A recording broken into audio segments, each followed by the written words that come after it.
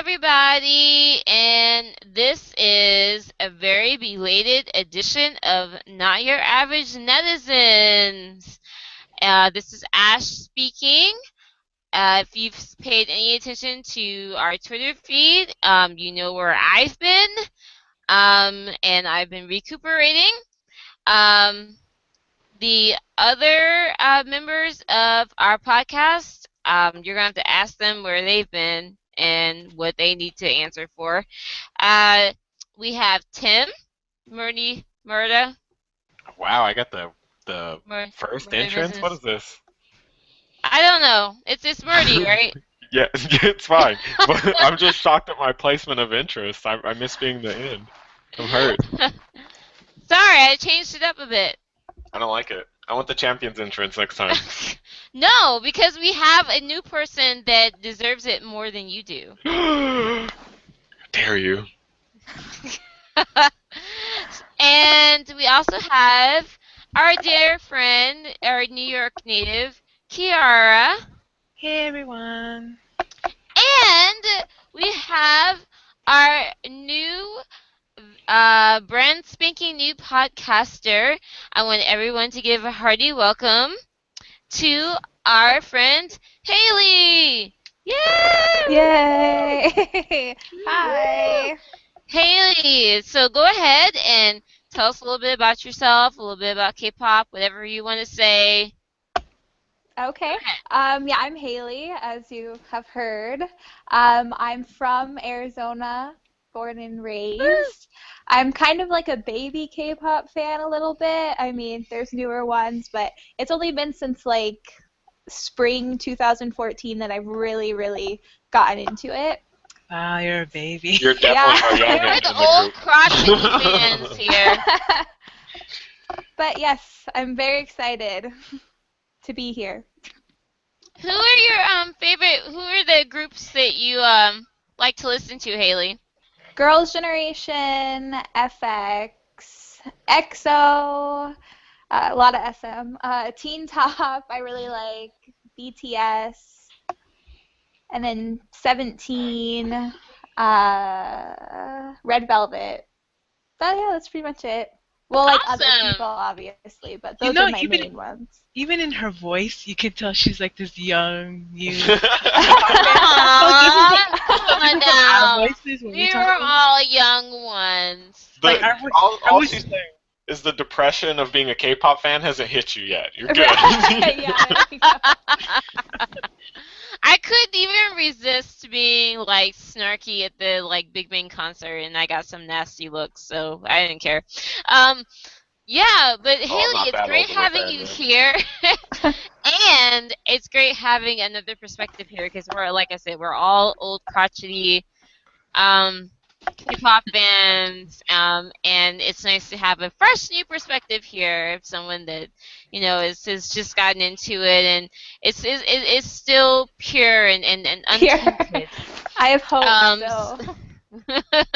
so it is really interesting though because I don't know. I might get to the article, but there was an article online about the new wave of K-pop groups and that sort of thing, and um, a lot of us older K-pop fans are still hanging on to um, 2008 post pre 2010 kind of groups, and I think we need to kind of just accept that there's new blood coming in. So Haley, you are our new blood. Yes. Yeah. All right. So I was going to make a separate podcast for this, but it was a little too difficult to get everyone together. And so I'm going to try and condense this as much as possible. But you guys have to understand that I went to see my very first huge K-pop concert in the US this past weekend. I went to see it. I died and came back to life several times. I was like on life support for most of the trip, pretty much. But I had a very good time, and you guys will soon see video evidence of that on our Twitter and maybe some other social media. Um, but I do want to talk about that. I did go see Big Bang's Made concert on October the 10th at the Prudential Center in New Jersey. So, first things first, I just want to give some context to this. This was my itinerary. At 1:15 that Friday, I left work. At 2 o'clock, I drove from Central Virginia to Northern Virginia, which is about 4 hours. I arrived there at 5 o'clock. I woke up the next morning. I drove to the closest metro station in Northern Virginia, and I took the metro, subway, whatever you prefer to call it, to Union Station to catch a bus to New Jersey to get there by 11. No, was that bus to get there by 11:45 or no? We had to get there by 11:40, and then the bus was supposed to get there by like 4 o'clock or 3:45, but it didn't get there until about 4:30. And the sound check was at 5. So when we got there were like two different lines to sign in. There was the will call. There were no signs of any kind. There was no nothing. And I had never been to the Prudential Center before. I was picking up my tickets from someone that my cousin knew. That's how I got VIP tickets, by the way. I did not pay for them. I don't know why I don't feel like I have to say this, but just to say. But I got my tickets and everything from another person. He was in the VIP line, which I did not know where it was. Nobody knew where it was. Everyone's like, oh, VIP's here. He's like, no, you're in the wrong place. I don't know my way around the Prudential Center. So I wasted like 30 minutes to an hour trying to find him. And so I finally find him. I finally get my tickets and everything. We're standing in line. We've got our little wristbands for the sound check, and everyone's like, "Oh, well, the sound check's already started." And this nice lady behind me, this nice Asian lady behind me, is like, "Oh, you've got a wristband for the sound check," and I was like, "Yeah, the sound check already started." That's what they told me. She tells me that, "Oh, well, you should be going into the sound check," and nobody has said jack all to me. I thought I had missed this sound check. Um, Prior to this, what we assumed we were standing in line was the guys coming into the venue. Of course, they did not stay in Newark. They stayed in New York and probably came into New Jersey and was like, what the hell is this? Um, and and of course came in as inconspicuous as possible. There was like three big black SUVs with tinted windows, and yeah, of course people were like, you know, what is this? Like, they were gonna like slide on by, and I actually have some of that on camera. People lost their shit and started. This one guy that was standing in line, it was really funny. He was like he was tall guy, kind of statuesque, tall white guy who was standing in line, and he hauled ass, like running after the when the cars turned and went over, I guess, into the back of the arena. He hauled ass. People were like, G-Dragon, Taya! And he hauled ass, and they were like, go get him! And I was like, I'm keeping my black ass in line. But I did walk over there to see if anybody, I don't know, I just went over there to see what was going on. But it was hilarious. And you could see, I don't know if it was the guys or it could have been their handlers or whoever is you could see some faces peeking out from like the front seat looking like what the fuck, like, and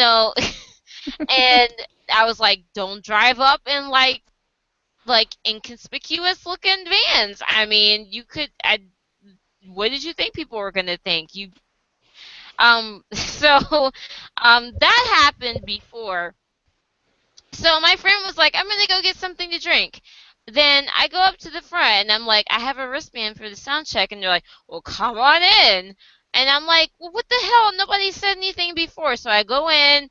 I go in through the metal detector. I'm trying to let my friend know. They're like, no, don't tell you that. I'm like, my friend's outside. I'm calling her, and they're like, no, leave your friend behind. You're gonna miss the sound check. I'm like, what the hell? Why would I leave my friend behind? And then and they're like, just leave her behind. You're gonna miss the sound check. So, um, but I mean, she's not a Big Bang. I, I wouldn't have even have called myself a Big Bang fan before this, and I'm still not a Big Bang fan. But I appreciate them, and I appreciated their concert. But we'll get into that later.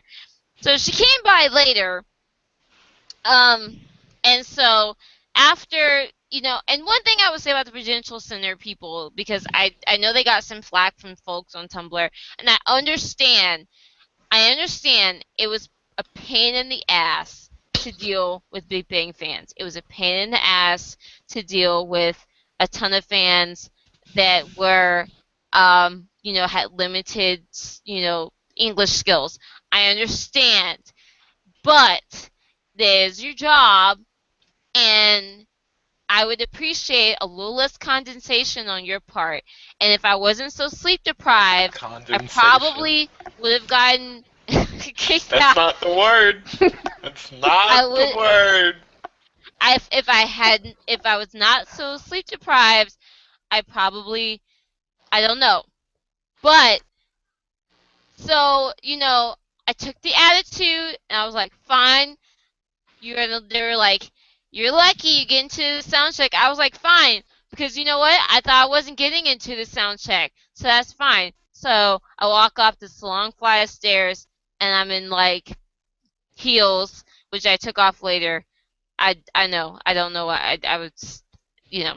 And I went up and went into the arena, and at the time, this is how out of it I was. I was like the only person walking down. People would probably saw me and was like, "What the fuck? Who is this?" I was walking down like the long, like, the elevated seats down, because the sound check was, everybody was down at the floor, and the guys were doing a couple of songs. Big Bang was doing a couple of songs, and they were on the catwalk, and I was like, I come in, and I'm just like one person. I just come in out of nowhere, and I'm walking down, and I'm like, well, looking at it later, I was like, oh, they probably did notice me, but I was like, I was just trying to get down there. I was like, out of it. So I walked down there. And after I get my bearings, they do bang. They're in the middle of doing bang bang bang, and then they did Bebe. And they were doing sound checks, so they weren't putting their all into it except for Jason.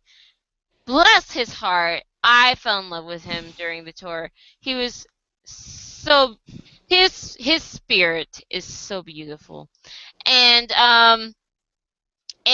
he like literally like where we were at, he stood like right above, like there's a small group of us, and like just did like the two-handed like waved at us, and like the most the ultimate ice smile, and did it for like 2 minutes, and I was just waving back at him. He was so he was so awesome. um but after that, I go back, and so, we're sitting there, we're waiting. I did not get a little, like when the little lights, light sticks or whatever because they were too expensive, and And the crown lights, the VIP I lights or whatever. also didn't want to sit in line and get it. Um, so eventually, um, let me see. So I'm going through my notes. Um, Daesung, yeah, I can't praise him more. Like, and also like for someone like I know some people are Daesung fans, but they really do him dirty in Korea as far as like about his looks and things like that. He is adorable in person. He is adorable. Okay.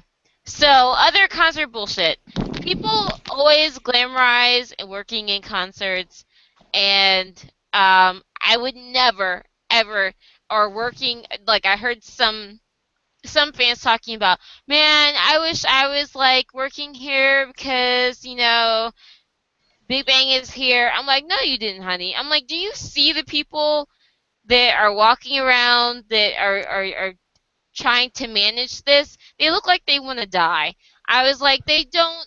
No, this is it's working, and like it's customer service and like one of its worst forms. You do not. And I mean, unless I have the utmost respect for anybody that works at like a movie theater or works at like an arena or whatever because it has to be hell. I can't imagine working at something like a One Direction concert because I mean VIP fans are not that bad, to be honest. They weren't that bad.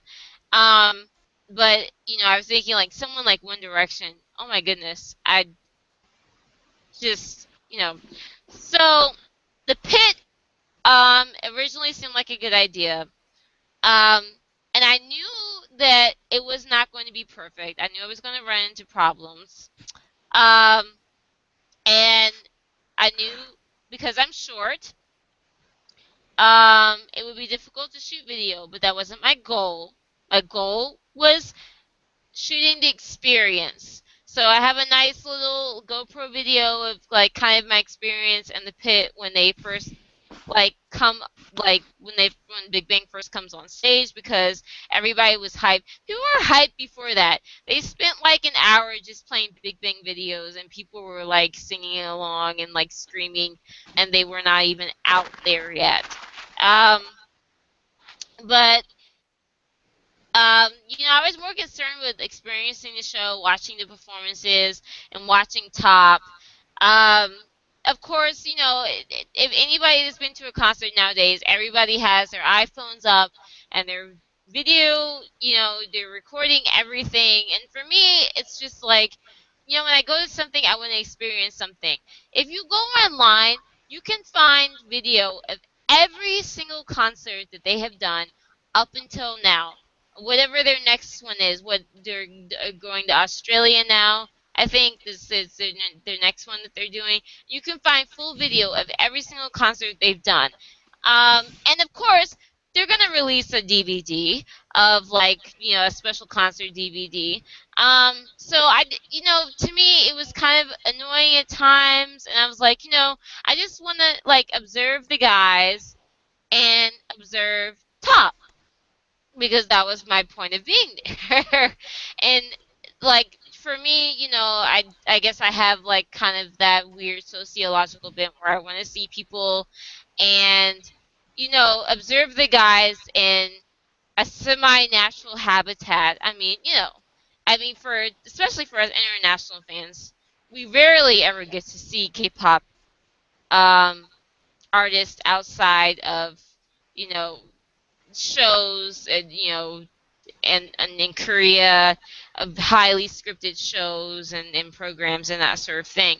So, a few notes was when I was, kind of observing the guys, they all pretty much look like they look.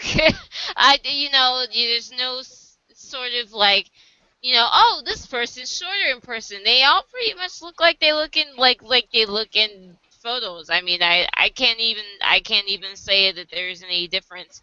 Taesung was precious. He had the most interaction. Those of you that have seen any of the concert videos, he does lots of things. And he was also very, into, interacting with the audience and then that sort of thing.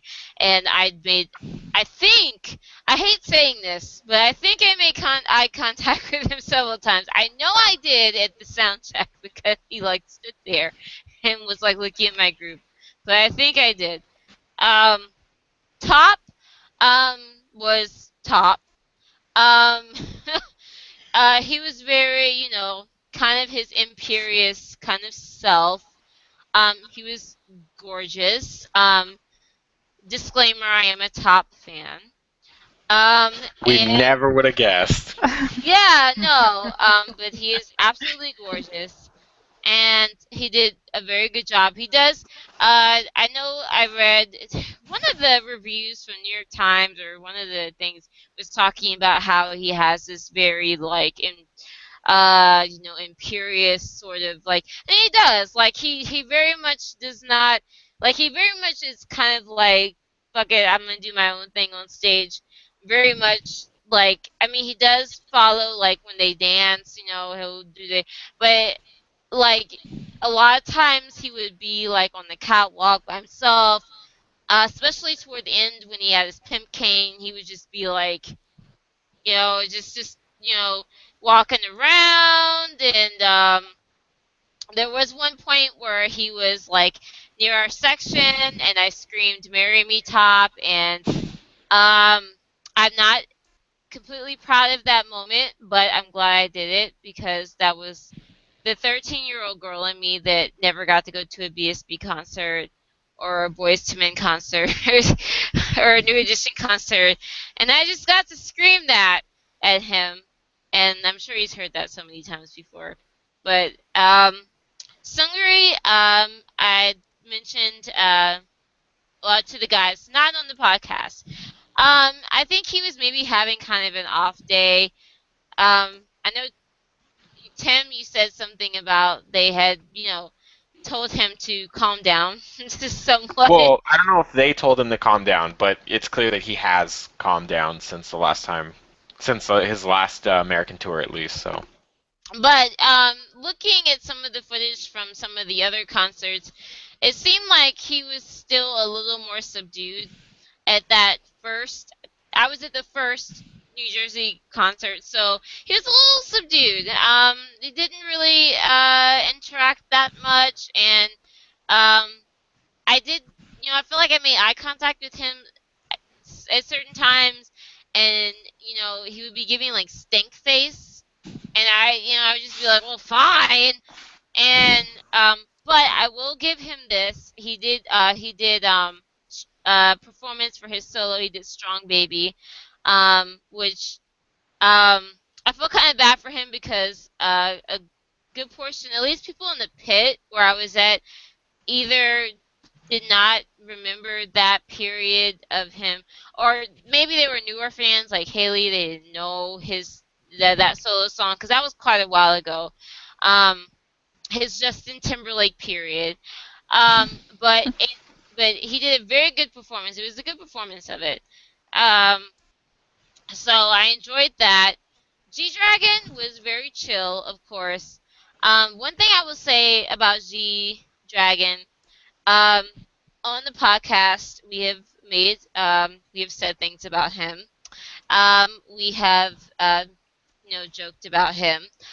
But I will say is that I completely understand how he's become as popular as he has, because he does have that. I hate to say it, but there's no way to say he has that X factor. He has that sort of thing where he's on stage and people are just drawn to him. Top has it too, but Top is like, yeah, I have it, so what? But G Dragon is like, I know that I've got it, bitch. I know I'm famous and I've got money, and you're just gonna have to deal with it. Like it's just there. And you can completely sense it like when he's up there. Um and So I can completely see how he's very gotten his kind of position in uh Korean society, so to speak. Taeyong was very good. Was, I would say, performer of the night. He gave 100% in like every song he did. Eyes News Lips was great. Um, he was good with the fan service. He was never over like really in my section, so I can't really like speak personally to that. But I can speak to when they finally had their final curtain call, and they closed. They had these huge HD screens where they closed and they showed them backstage, and Taeyong was like wild and out the entire time. I think they did an encore with Fantastic Baby at the end. And he was like all over the place. And then at the very end, he's like right up at the camera and he just rips his shirt off. And I have never, it was so loud. I had to cover my ears and crouch on the floor. It was so loud. And I resent Taeyong for putting me through that experience because I was like, oh my god, it's just the chest and nipples. It's well defined chest and nipples, but oh my goodness. You big So, crybaby. but um, yes. So he was very into that. I also want to say that whoever, I understand that the idea of moving catwalks was, in theory, that sounds like a good idea, but when you were standing in the front, um, it was not so good. I would like to say that the person who came up with the idea I would like to slap them in the head because I was very glad they only did that for a couple of songs because it was like borderline. I thought I was going to be crushed a couple of times because people were trying to follow the catwalks, and it was like, you not realize that you are in a certain section, you cannot follow where the catwalks are going. Just turn around and look. Um, but I agree with everyone that said it was well put together, it was well designed, it was never boring. Um, I screamed like a little bitch every time any pyrotechnics went off, especially at the end of Doom Dada. There's a part where before Top goes into like his little part at the end, there's a gunshot that goes off. I squealed at that. Um, and um, but being with other fans is an interesting experience. So for any K-pop fan, I really say, you should go to, if you have an opportunity to go to any K-pop concert, you should, um, no matter how small, because it's really interesting experience to be, especially when you're from a smaller area, to be, because you don't realize how many other people are like, man, I have nobody to talk to about this, and it's like, neither do I, and then you start talking about stuff. I was with my best friend, but we actually ended up, people would just talk to us, and so I would say other VIPs and other people that were there were fairly friendly, and up until the concert started, then we know where 100% of their focus was.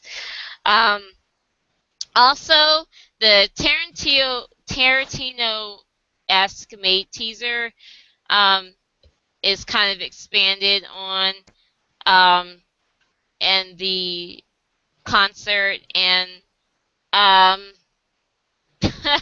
I only say that those of you that don't want to be spoiled by it, don't watch the concert videos, but it is kind of interesting because I wasn't expecting that.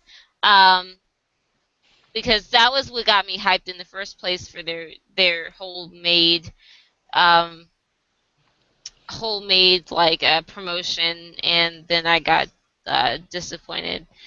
Um, GD was sexually harassed during the show. um, he literally like got up to like just he was just like saying something, and somebody like did a really loud and um, obvious wolf whistle at him.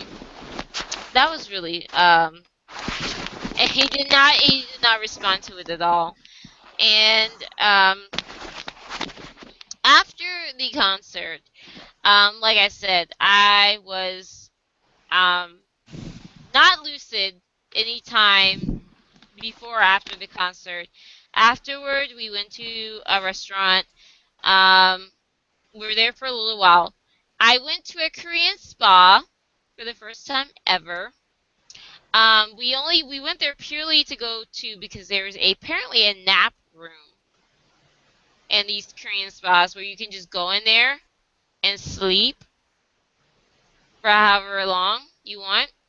And that's exactly what I did until like 3:30. When we had to go and get up and catch our bus. And afterward, um, we caught our bus at like 4 something in the morning. We got back at like 10, 11 in the morning. Um, then we caught the metro back to Northern Virginia.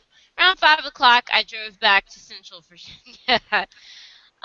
So I think I'm just starting to adjust back to real life. Um, and I think that's why I haven't had any of that post-concert depression that people usually talk about because um, I, you know, I, I, I don't remember most of it. I remember the concert, but it's just, I, I was honestly most of my concern was just like, will we get there and will we get back? And like when we got back, we were just like, we did it, we did it. Um, but I do have to give kudos to YG. That was a very great, good, slick, well together put concert. Some people I saw were pissed because there weren't as many songs as the Alive concert. I didn't go to it, so I don't know if Tim has any input on that. Because you went to see the Alive concert, didn't you? Yeah, I saw it in LA. Yeah. I mean, Um, there were from what I could see, because somebody posted on Tumblr, they were like, we got way less songs than the Alive concert, but I don't know, maybe that was more of a scheduling decision. I mean, because I Did you guys thought have a lot that of outfit changes or anything like that? no, I think with the setup that they had, maybe I think, and this is just, me, guessing, that maybe the fewer songs gave them was the reason why everything went so smoothly. Because literally it was like, one song to the next. It went by, so smoothly, and it was like there was no issues, no hiccups, nothing. We didn't have And any issues, so I don't know. I mean, yeah, when I I don't went to know, the but Alive maybe they. concert, for example, like everything was really, really well done, and like they nailed it all the way through. Mm, Um, like the only issue throughout the shows that I had seen, like because I kind of paid attention after my show, was one of the shows YB got a bloody nose in the middle of it, but he still like oh, did his part and like sang and everything. He just stuffed his nose and then had to like serenade the crowd while waiting for GD. So, I mean, what when it, I think I don't know if it really is less songs. I saw people saying that, but then I saw some people saying that it just felt like less because there was more talking with the crowd or more like downtime. So I don't know if that's what it was, but I didn't really feel like there was a lot of like talking. Like there are like a couple of sections, couple of points where obviously they were supposed to talk to us, but it wasn't. It was obviously like scripted. I mean, it's pretty much been almost the same in every single city. you know, Yeah, that's probably what the the real same issue kind of is. dialogue and, talking about. I think the only person maybe they changed it up a little bit is maybe G Dragon. I don't know. I mean, obvious and maybe Taeyong. I was gonna say, They did you obviously, get did you no, get they. Taeyong's 15 minutes of talking about hand hearts and explaining what they are and how they Yes, work? yes. I was like, okay. I was like, thanks for telling me what that is. Um, and I appreciate that Top actually spoken a little bit English because I get the impression that he probably has not really great English speaking skills, and because after he said a little bit of English and then he spoke in Korean like right after, and my friend told me that it's pretty much the same thing he said in English, just in Korean, and obviously he's probably more comfortable speaking in that his speaking in that language. But I did appreciate that, and he also said, the whole "you like," thing at at our concert. So, and I was like, "You crazy alien." Um, so yeah, I mean that was pretty much the concert. My best friend Ines that I took, she knows Big Bang, but she's kind of one of those people that remembers more of a K-pop. Was one of those people that was like, K-pop. She listened to it when she was in middle school, high school. She had the BoA CDs. She remembers HOT. When she told her parents about the trip, her parents laughed. When we came back, her mom was like so over the moon. She's like, they went to see Big Bang. Um, but even she was, hyped up a bit during the show, and I liked when they showed the MVs because like that was my chance to be like, oh yeah, this is this MV. And of course, her favorite one was Zutter because that's the most effed up one. Um, but it was you know I, I, I will say that it was made 60% better by being able to experience it with her. um but for some people say this is their swan song, because they're going into the military soon. We don't know what's going to happen. Apparently they've done really well with the concerts as far as making money and stuff, so YG must be going through some PTSD about the military enlistment because I'm sure he's um, probably you know going through some self-denial about how much money he's going to lose through them. Um, but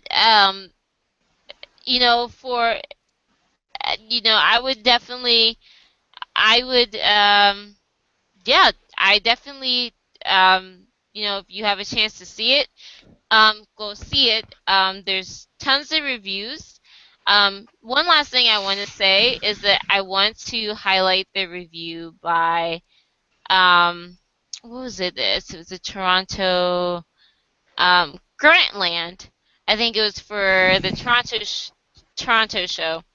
The guy that Rembert Brown, who drew the short stick and was made to go see the show.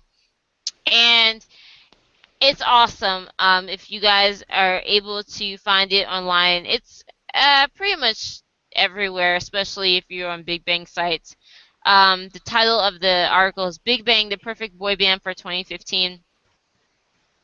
And he, of course, he's the typical journalist who knows nothing about Big Bang and knows very little about K-pop and goes in and he's just like, this was so awesome. But the thing that really put this over the edge for me is that he compared the group to not Backstreet Boys, NSYNC, Boys to Men, or New Kids on the Block, but the Floaters.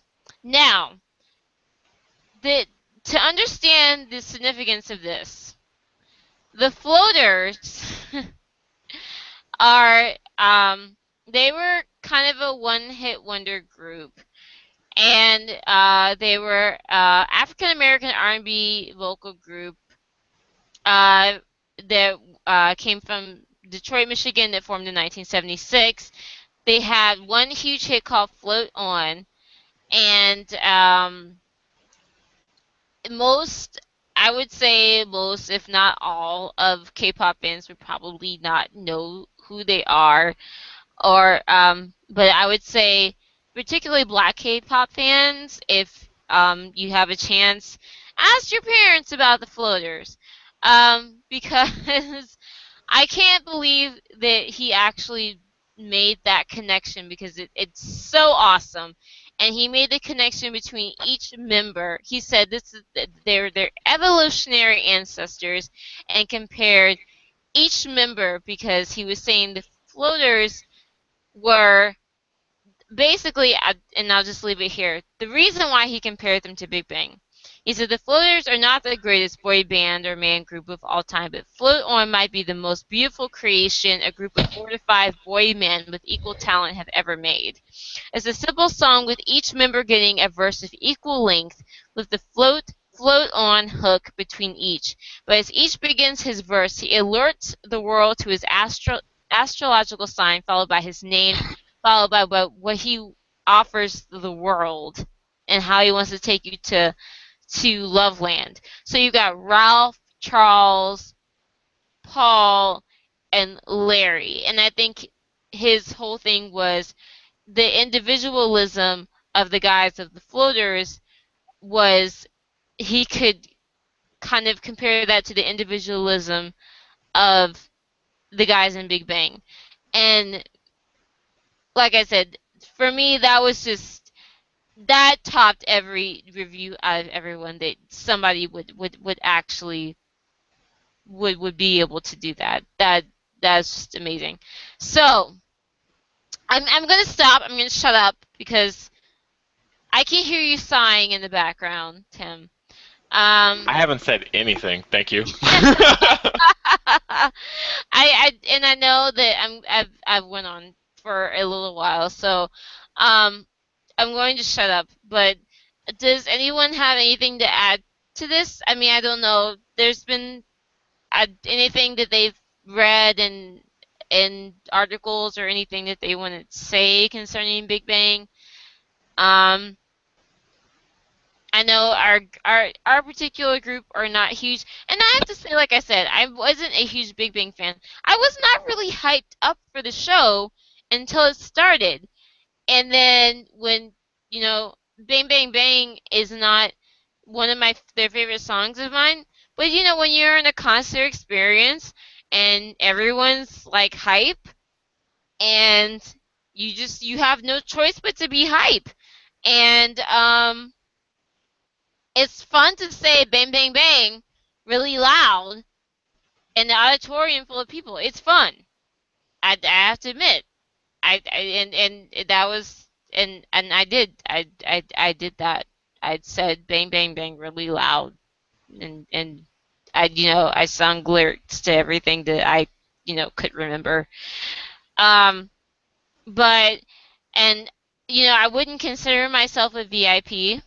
I'm more of a top fan, but I do appreciate Big Bang for what they do, and I do appreciate them as a group, and for what they can do and accomplish as a group. So, does anyone have anything to add on to that? No. I didn't go this year, so I don't have anything to say. I mean, it doesn't have to be specifically about the show, but just, I mean, anything. I know you're a Taeyong fan, Tim, so. I want him to have a solo concert in LA so I can go watch him. That's it. I don't know. I don't know. I I mean, mean, I think definitely, I mean, especially after, they're done with, this May tour, that's completely possible. no, Um, they're gonna launch the Made album and then they're all gonna go to the military and then Big Bang's not gonna come back. That's let's be realistic. Like I I I am a don't huge know about fan. that. I Nope. mean, I've heard different I things. know it. I guarantee it. I would almost put money on it because they have already said that they are not as much of a group as they are five solo artists that have come together at this point. So I don't believe that But after the that's part of military their they're going to do strength. anything. Right, but I don't That's think they're going part to of do their Big Bang strength. other than like we'll go on a concert, a reunion concert. They're going to do the same thing that like or not HOT but like Well, Shinwa that's did for a what while. that's what I think. That's kind of the like I can see them doing more of a Shenhua type of thing where they get together every now and again. You But I know? don't think they're going to promote music together like Shinwa did. Like I think that they've kind of come and gone, you know? Like not to say that they're not popular anymore, but Mm, they all have their own solo type thing that they could be focusing on, and I don't think that they're going to come back not the if same way YG new as a has group. anything to say about it, and I Well, don't know how YG has much. contracts that are coming up, so like Well, let's be we'll realistic. see. YB clearly wants some sort of freedom, and he already has expressed how unhappy he was with the way his solo album making went. He went from being promised a solo to having to wait 4 years to get his next solo album that doesn't even have all the music on it that he wanted. You have GD who's expressed that he wants to make more solo music. Top clearly is getting way more interested in art and acting. Daesung wants to do more singing and like musicals and things like that. And Sungri has a very good following in Japan, and he has a lot of things that he's been doing in Japan along with his own dance studio. It only makes sense that when they get this moment to go into the military and have 2 years off of doing Big Bang stuff, they're probably not going to come back and go, you know what, let's keep doing this Big Bang thing. Like I Well, just don't no, I believe mean, that for a but second. that's what I'm saying. Also, if you want to look at it from a positive point of view, that makes the military thing a good thing because obviously, if they're going in the military, they're going to be on hiatus, so that gives them time to go off and do the things that they want to do. And No, it gives them time to be in the military where they don't get to do that. What do you with mean? the one, well, no, because obviously they can't promote as a group with one or two people or But they whatever also in the military. they're probably all going to go like pretty much at the same time, I don't realistically. think so. I I think think they're so. gonna I think the only stagger. people I who think aren't they're going to gonna go is stagger Sungri. it. I I think don't they're think gonna so. stagger it. I bet you they're all going to be gone within the same year. Maybe at different months, but all within the same year. I don't know. They're all getting old enough that Be interesting. they're going to That have would be to. interesting to see that happen, but I don't know. I can't see that happening. That would be really weird. The only way it wouldn't, I think GD and YB are going to go at the same time because they both would lose their Well, mind yeah, I without can each see other. that, but I Top don't is the think. oldest, so he has to go really, really soon. Yeah. But if he doesn't go within the next year, he's really pushing it. And then I don't think Daesung is going to want to go alone. And Sungri is the only one I could see not going alone because he's younger and he could promote again. He could have a solo set of promotions and then go. Like I We'll think the only see. reason Top won't is if he's gonna, make a movie or something. If he has a role in particular that he's gonna do, but he's gonna be the first one to go, and then I bet GD and YB will be within that same year they'll go because they're old. I mean that's the thing. People forget that age is a big factor. They're both coming on to the point where they're at the max limit before they start getting in trouble. They're not going to want to get in trouble or look like they could get in trouble because they have an image to maintain. So they're going to go as soon as possible, which is going to be within next year at the very latest 2 years from now.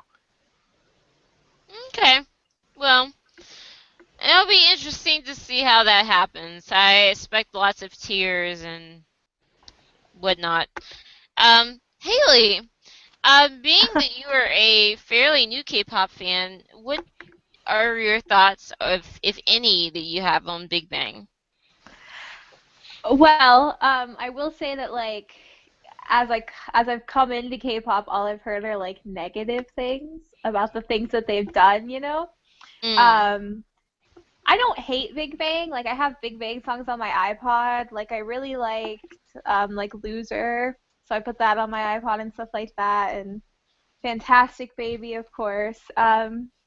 I don't have a lot of opinions on Big Bang. I have seen G Dragon live because I went to KCON in Uh, 2014, and he had a lot of stage presence. I totally get what you mean about like why he's so popular.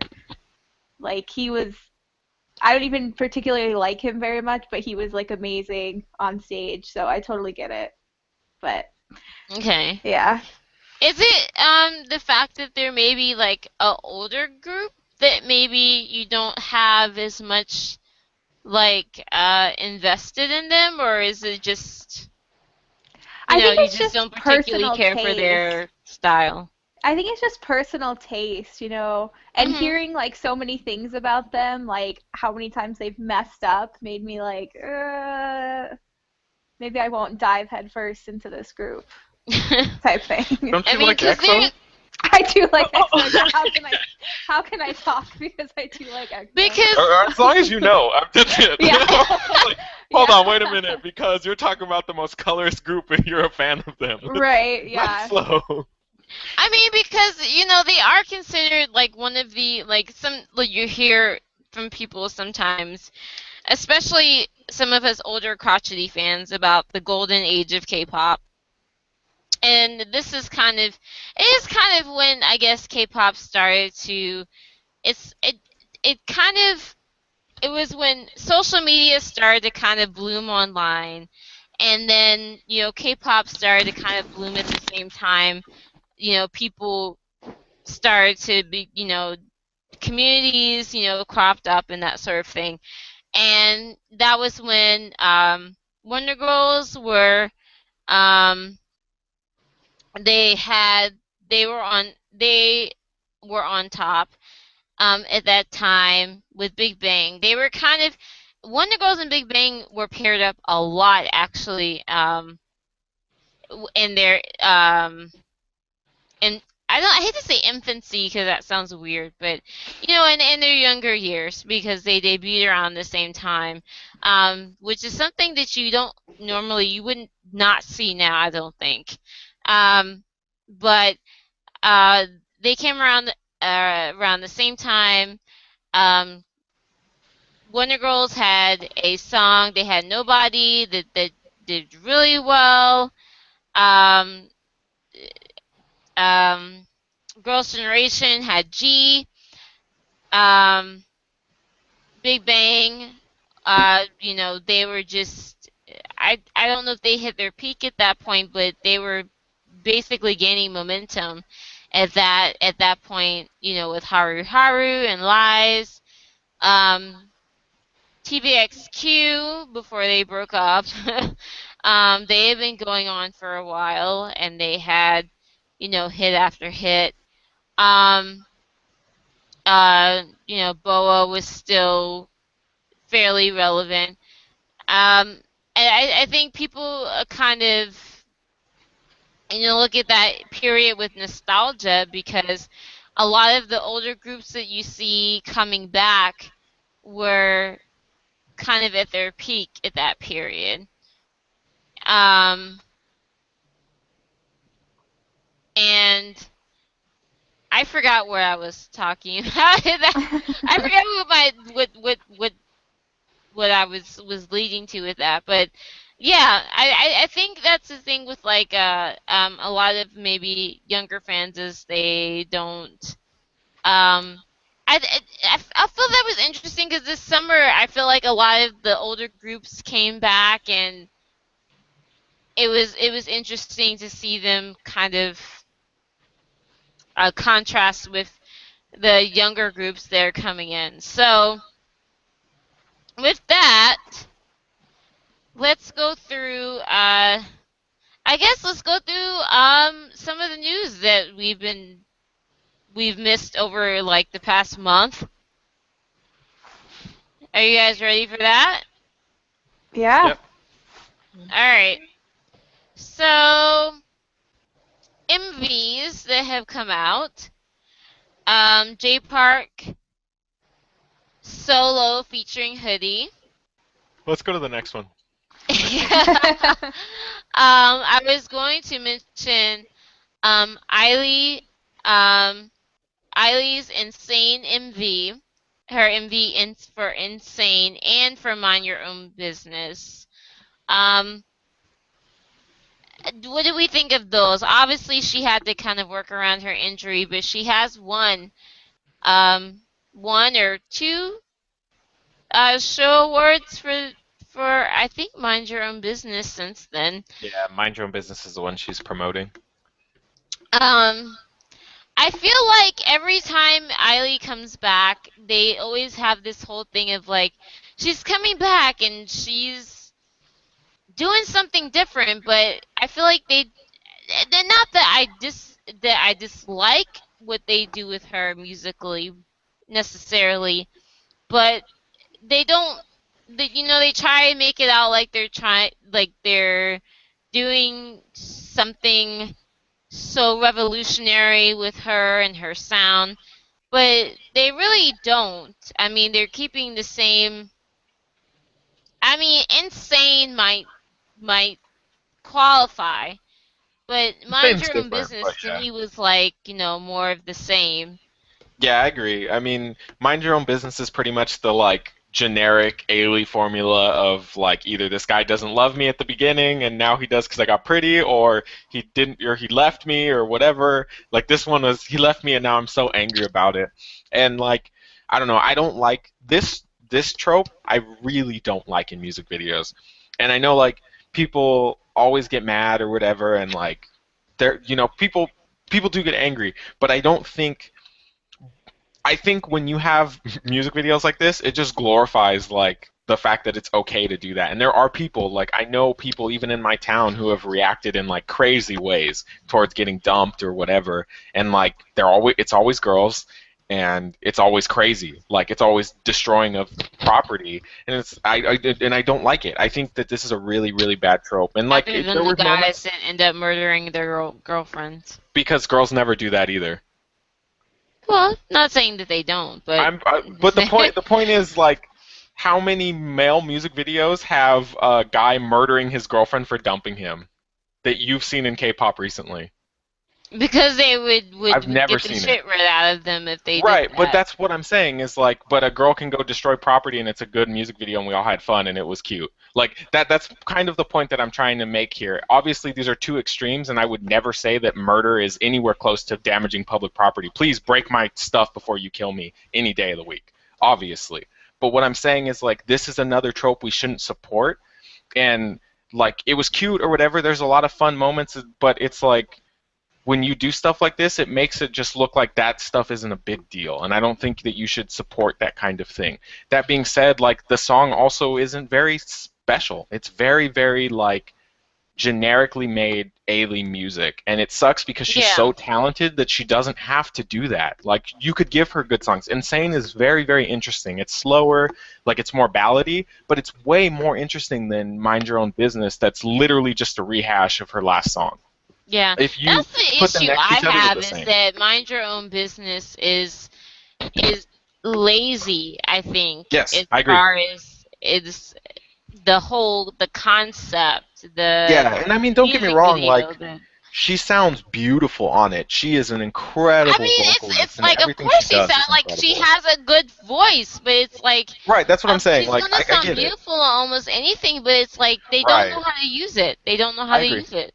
Yeah, and I don't know if it's just a lack of her being able to influence her own music or what. I have no idea. I don't know what goes on that label, but I just think it's just not like even the music video for Insane is so much more impactful in my opinion. Like I thought it was Mhm. really beautifully done and very interesting. It's probably one of my more favorite videos from this year. I really like the way it's done and it's very artsy and it sucks that that's the video she got hurt on.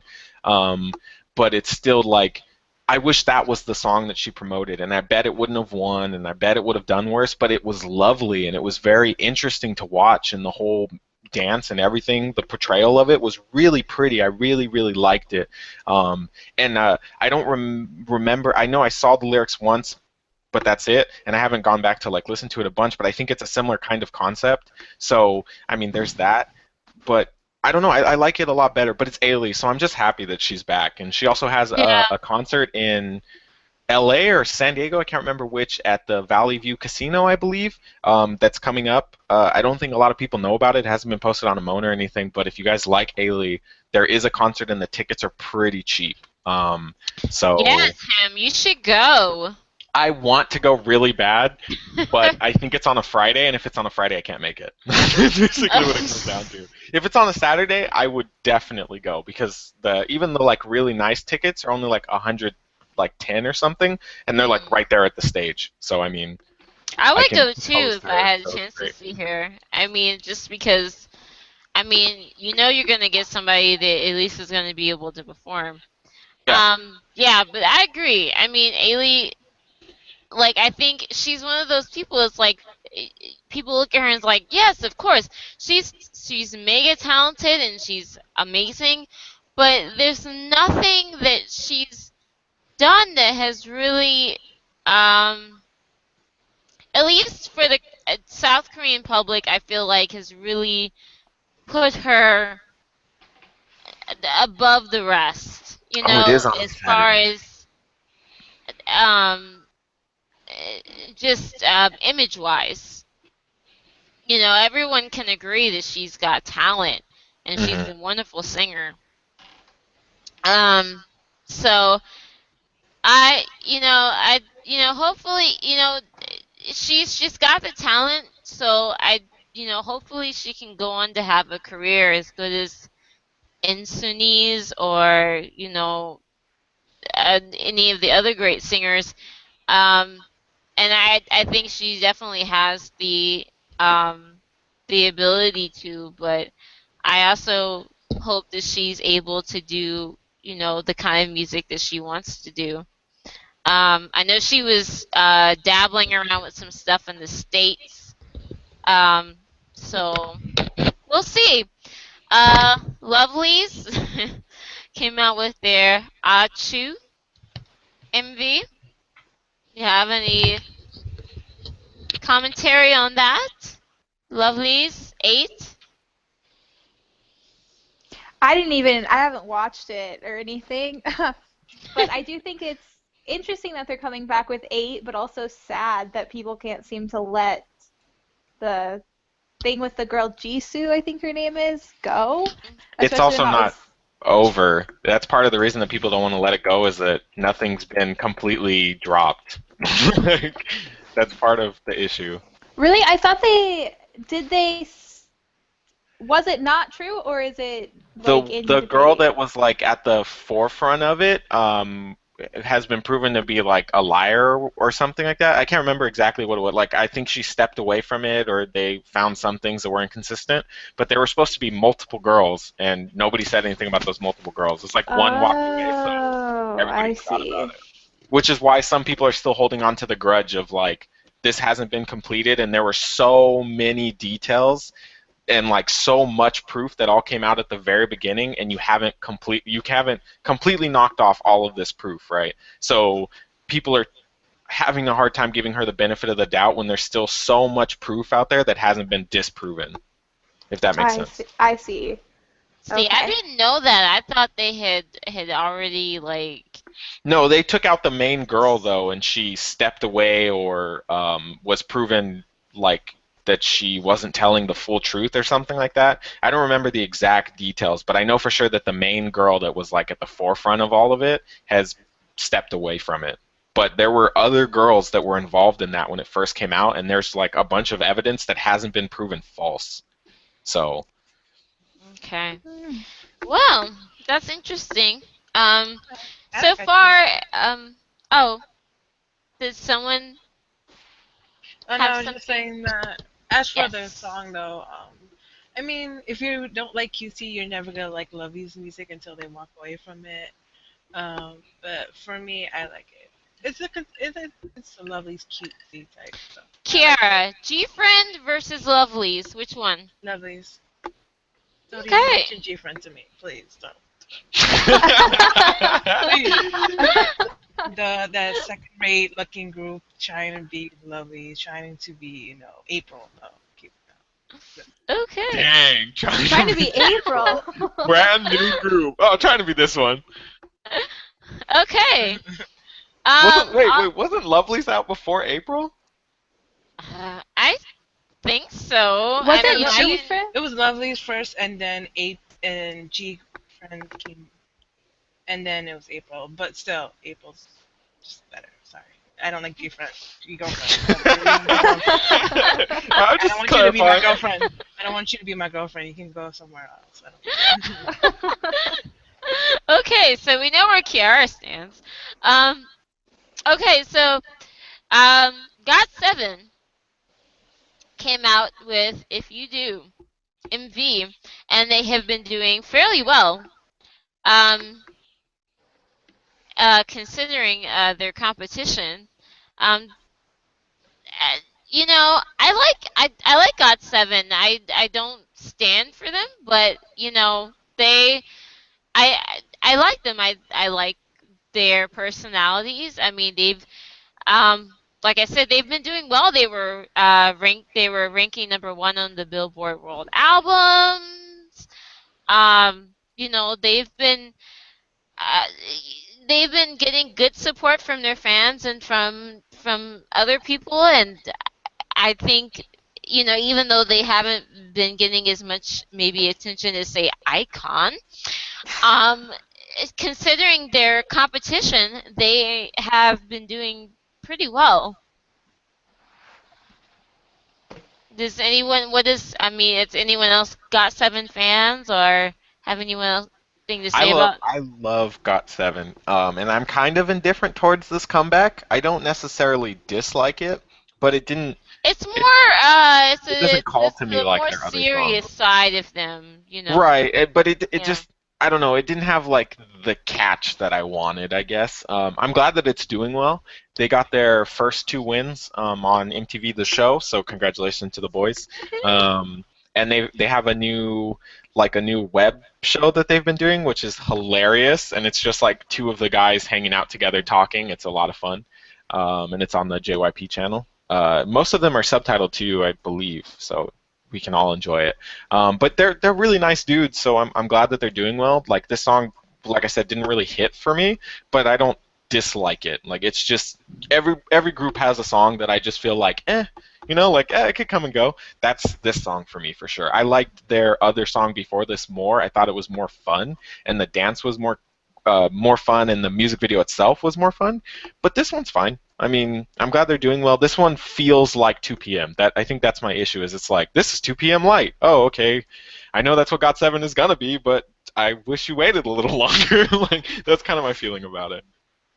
For me, I like it. I really like it. I mean, I enjoyed um, their past, concepts. Being, their last one, Just Right, was more like refreshing and cute-ish in a way. But I do like the series' look to them as well. And I don't know, the guys are looking great, and Jackson looking so fine. So, I love Everyone Jackson. loves Jackson. Jackson. I mean, I feel bad because when I first got into God 7, Mark was my bias, and then Jackson was like, nope, and just took me away. Like, Mark could use a little blast of personality, is all I'm saying.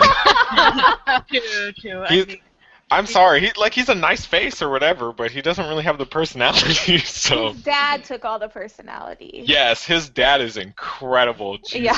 Yeah. I think that might be the issue is that his dad is like the highlight for me. Like I want to follow Mark just to hear about stuff from his dad. Like that's it. yeah, his dad is great. But yeah, and I'm just really happy for them that they finally won their first show award. To me, that's the most special time when someone wins an award is when they have their first win. After that, I'm like, okay, whatever about them. But just to see them be happy about it, the fans crying and them kind of like their eyes tearing up, them trying not to be emotional on live TV and stuff. It's cute. Yeah, it's a part of me wants to be like the awards don't matter, but I mean it does matter to them, obviously. It matters to So everybody that's not in the big three. yeah, So no, like, yeah. it's an actual showing of They're like in. victory to the public. I mean, yeah, I mean they are in JYP, but I mean still, like I said, they were up against Icon, so I mean there's that. Um, I should so say the big two because JYP actually has to work for their wins now. But yeah. well, yes and no. Um, Who on JYP doesn't work for their win now? okay. I'm just being I real. want GOT7's been to go promoting for on over a to year and they just got their first win. I want to go on to a group that we are anticipating um will debut within several days now. Um, formed on a reality show twice. They've been doing a lot of promotion of coming to their debut for their like Ooh Ah. I believe that's the name of their single. They've had a couple few MV teasers. They've had individual teasers for the members. Um, and the more that I've been seeing them, because obviously when the show was beginning in 16 or whatever, yeah, 16 was beginning, we weren't sure what direction they were going as far as the concept, but now I kind of see them as they seem more of like a sister group to GOT7. At least in my view, as to how they're being promoted or how their look is being promoted. But what do you guys think of Twice so Um, far? What you've seen, or what are you expecting from them, or hoping to expect? I didn't know this is who we were going to talk about. Wow. Okay. well, I'm They're they're preview. They're It's been No, the thing that everywhere. threw me off was when you were like the group we've been anticipating, and I was like, who are we talking about? Well, I mean, they've been trending. I mean, it's not like okay. Well, I'm interested. I watched 16, and I was kind of, this sounds mean, but like underwhelmed by the talent level of everybody on that show. Yeah. It was a little like, oh, okay, Me too. this is going to be what's debuting. So hopefully they've just, prepared a lot more and are ready. I'm a I don't like little, to. I don't like to rely on those reality shows showing people's talents at times, because sometimes when you see them before they debut, you're like, oh, okay, and then once they debut, you're like, oh, whoa, where did this come from? yeah, I'm hoping that's what happens because, I mean, they weren't terrible, but it was just a little underwhelming. Yeah, I think that's the thing with reality shows too, because they have them performing other people's songs and doing other people's concepts, and so you don't really get a good sense of who they are, or who the or what the group is going to be. Like I said, this is the MV teasers are really the first kind of sense that we have is what they're going to be like as a group. So, and I kind of am getting this like GOT7 sister group kind of feel from them so far. And they recently released like an instrumental preview of their songs. I don't know if any of you guys have heard it, but Not yet, it's no. just only like a few, like four or five, and obviously it's including the lead single.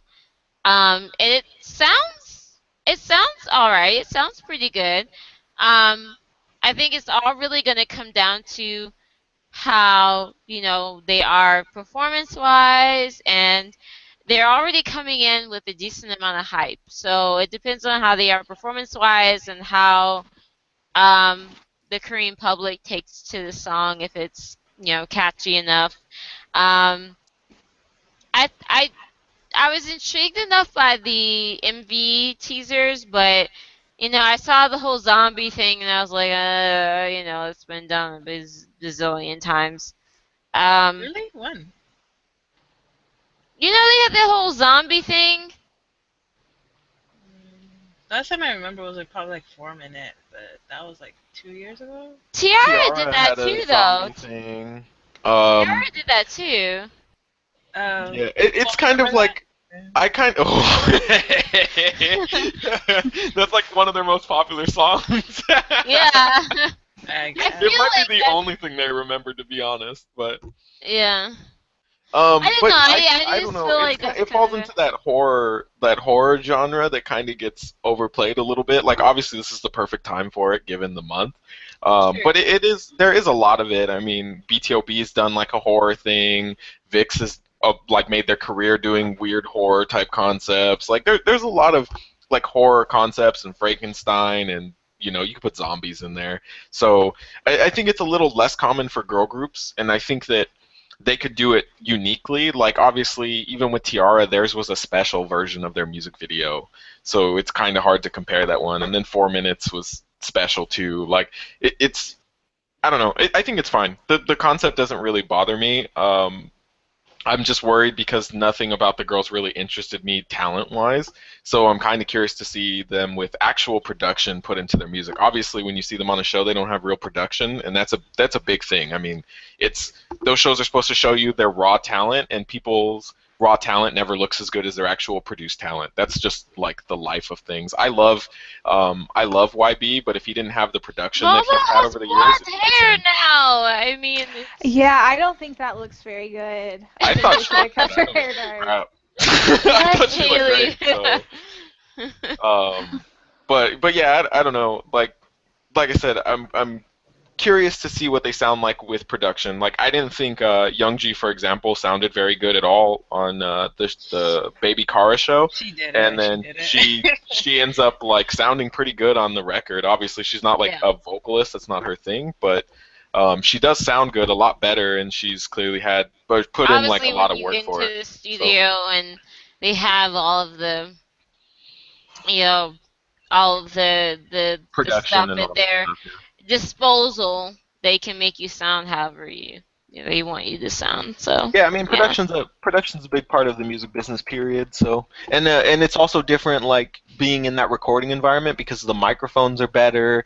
You know, you can hear better what you sound like. You have multiple chances. You know, when you sing something live, it's one shot. That's it. That's all you got. Yeah. So when you actually get to sit in the booth and say your voice cracks, you can go back and not have your voice crack. Or if there's a better sound for your voice, you have a producer that can say, hey, you should actually try to do it like this. So um, it's more interesting to me to see the first debut with their production value and then hear how they perform it live after that, than it is like those or those trial shows, like Kiara hinted to. You can't really judge from those. So I'll watch it, but I wasn't really anticipating this debut very much, so that's why I was kind of like, huh? All right. I mean, Who Momo's were coming, you so all right. expecting, Tim? I thought you were going to talk about Icon when you said two different shows. Oh, we'll get to They've been on Icon. shows. Before we get to That's what I was Icon, like, oh. I do have to mention Girls' Generation member, kid leader. I guess she's still the leader. Yeah. Taeyeon. Um, Taeyeon released her solo effort called I. She released the MV, the song. It has done very well. Um, let's see, it hit 10 million.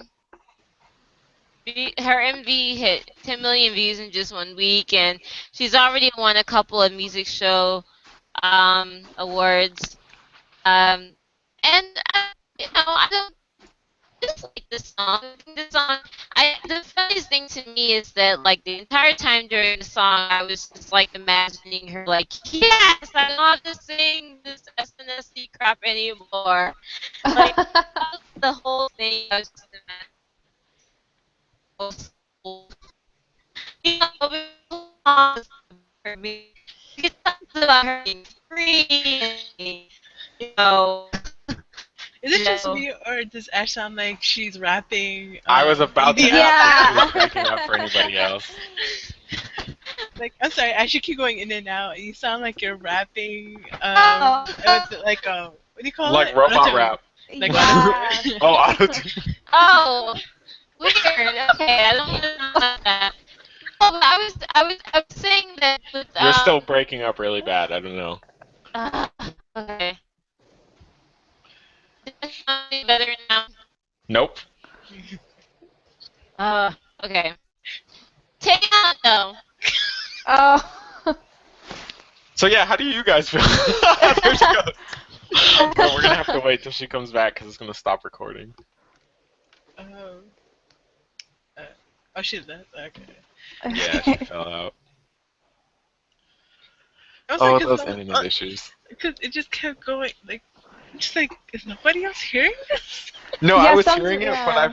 I've had like internet issues the last couple days, so I was like, maybe it's just me and I don't want to say anything. And then when you spoke up, I was like, okay, it's not just me. Like she Yeah, really is robot rapping. I had the same thought because my computer does that sometimes, makes the sound like that, and I was like, oh no. But okay, it's everybody. Yeah. Yeah, but I was a bit worried because I'm like, what if everyone's hearing this and it's just like, it's like she's doing a song or something and auto uh, Oh man, that was a good time.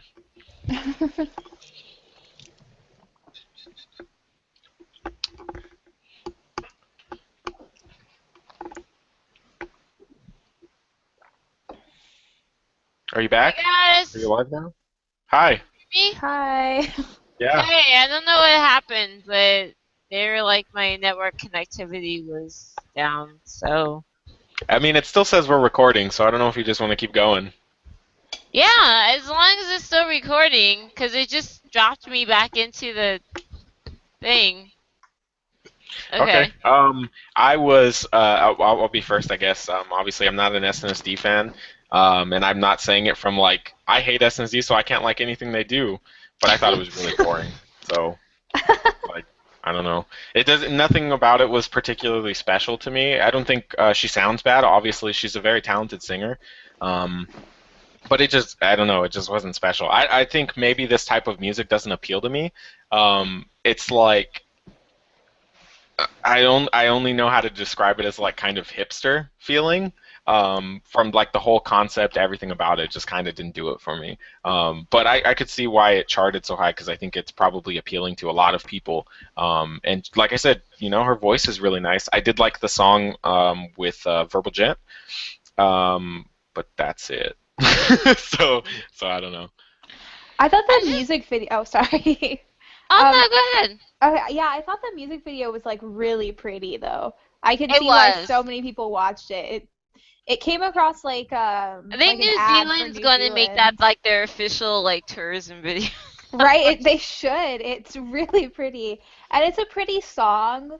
Um, I am an SNSD fan. Taeyeon's not my favorite though, but it was pleasant. It was kind of what I expected from her. Definitely didn't expect anything cutesy because she hates that. Um, so yeah, it was just kind of yeah, what I expected. It was a pretty video, but not that memorable. Okay. Kiara, any thoughts? no, because I haven't listened to it nor watched it. So I mean, I avoid people I don't really care for or like. So Yeah. It was a Okay. big struggle for me to like actually sit down and be like, I'm gonna watch this thing because like I literally was like, if I wasn't on this podcast, I would not watch this. I So love that like Kiara like subtle shade. Okay. I'm um sorry. What do you One thing mean? I she's will say honest. about Taeyeon though is like one thing because I watched it and I was like the whole time I was just like, I can imagine her just being like, yes, I don't have to sing that cutesy crap anymore. Like the whole song was about her being like free and being free to be you and me and to be herself and not be constrained. And I'm just like, is this a letter to SM or what? I mean, I just I I feel like with her and especially like her singing the OSTs that she sings and does, that really is where she shines and what she prefers to do. And and obviously she has not been hesitant to show her displeasure before, when she doesn't like performing a song, or she just gets like fed up with the cutesiness or whatever, that whatever SM makes SNSD do. um but um, I mean, it's an all right song. It's not something that I remember the melody to or remember much about, um, but like everyone else said, I mean, she's a talented enough singer, so it sounds pleasant enough.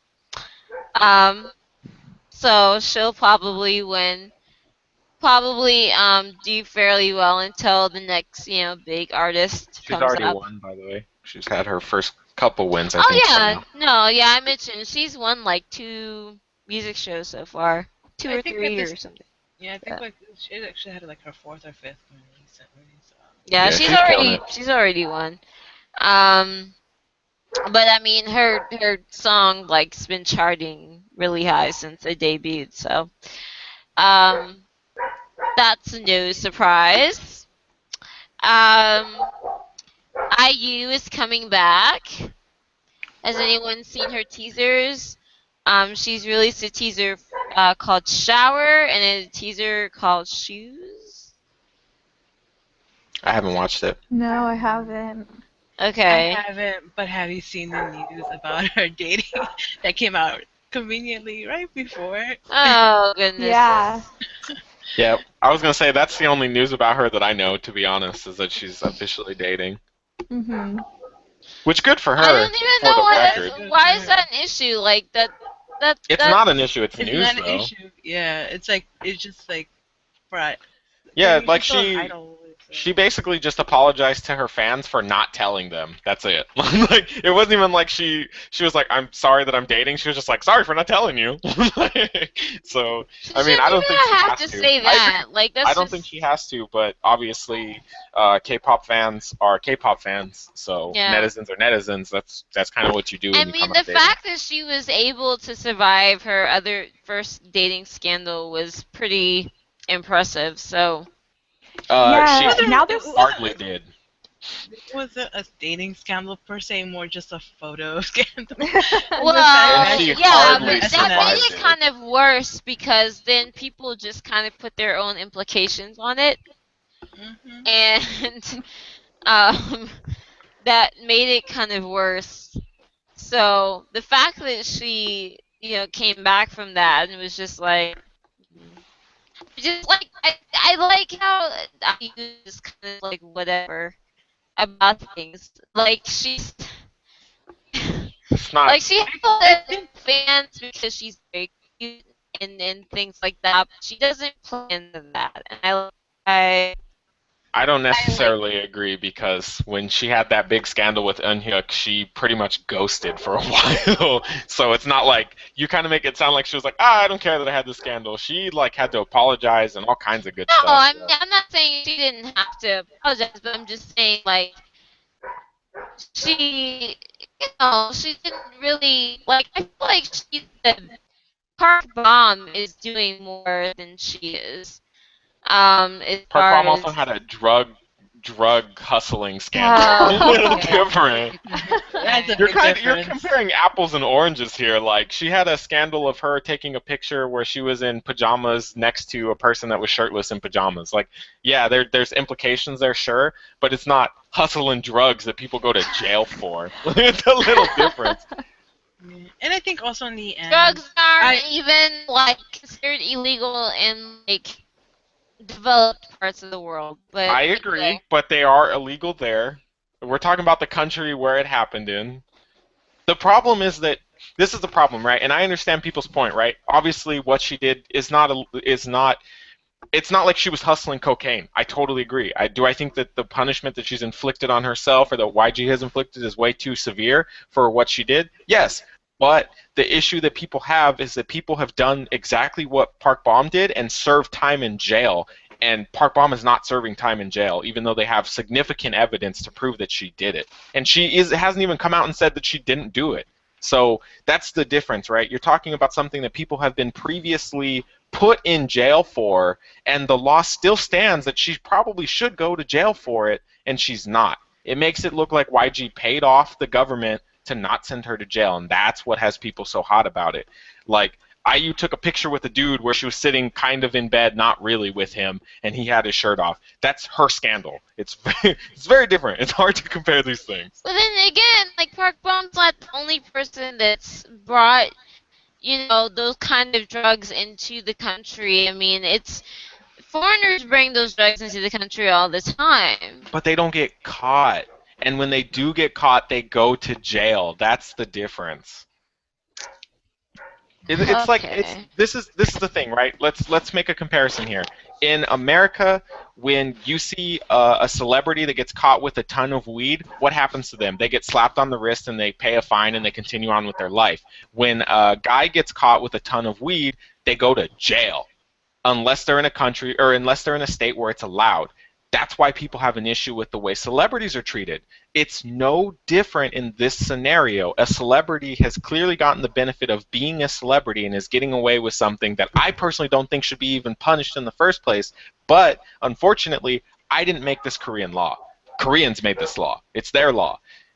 She should be, like, in terms of the law, she did something wrong and should probably be punished for it, but she's not being punished for it, and that's why people are going after her, and that's why she's reflecting on the scenario, or why Gia is making her reflect. Whatever the case is, I don't know. But you can't deny the fact that what she did was illegal. Should it be illegal? No, it totally shouldn't. It should not be illegal at all. But it is. That's it. Like, I don't think weed should be illegal, but it is. So what do you want me to do about it? Like, I don't make laws. I'm not in the government. I can't, I just follow them. That's it. Like, she didn't follow the law. She's getting away with it. That's why people are mad. Okay. Well, that's definitely arguable. Um, going back to other groups, however, Jin K from 2 p.m. is going to have a second mini album called Love Letter. Japanese. Oh, that's just only for Japanese. Okay. Well, most likely they'll release a Korean version later, like they did with the first one. But it's probably gonna be more promoted in Japan than Korea. Like most of 2 p.m. solo stuff. So Okay. Um, Yedong Entertainment announced the official disbandment of C Clown. Sorry for any C Rip Clown C Clown. fans. Rip. I pour 40 for you. It's okay. Yeah, ripping pepperonis. I'll pour my 40 out tonight. I don't know what to tell you.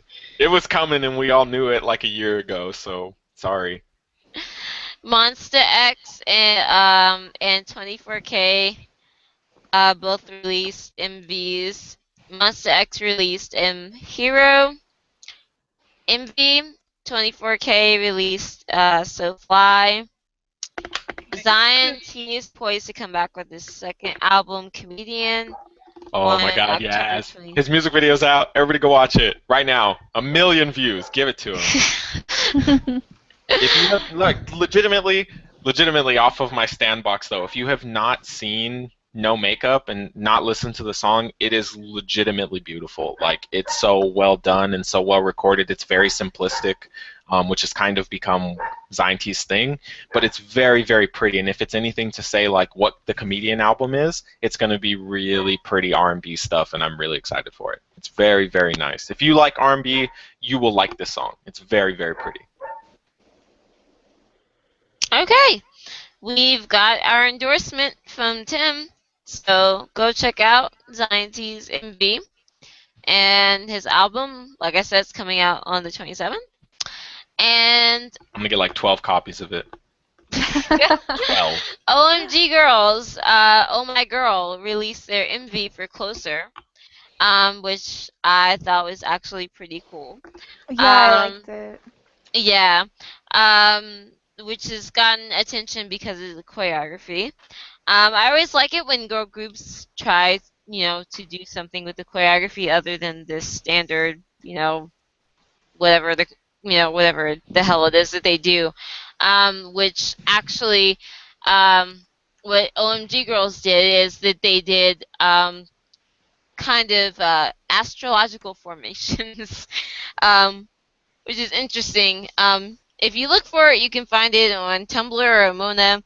They actually did like formations for like all the astrological signs, Aries, Libra, Taurus, Cancer, that sort of thing, and they did like little formations, And also, uh, just to say, the music video is very beautifully shot as well. And the song is not bad. So unfortunately, one of the girls recently came out with that she was anorexic, I believe. Mhm. Yeah. One of the girls Yeah. from OMG Girls.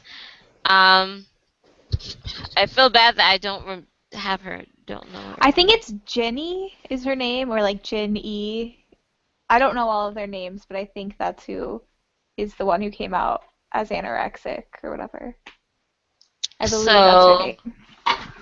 um, much support to her for her recovery. Um, but as we've covered on this podcast before, and anybody that has, yeah, yeah, Haley is right. Her name is Jin E.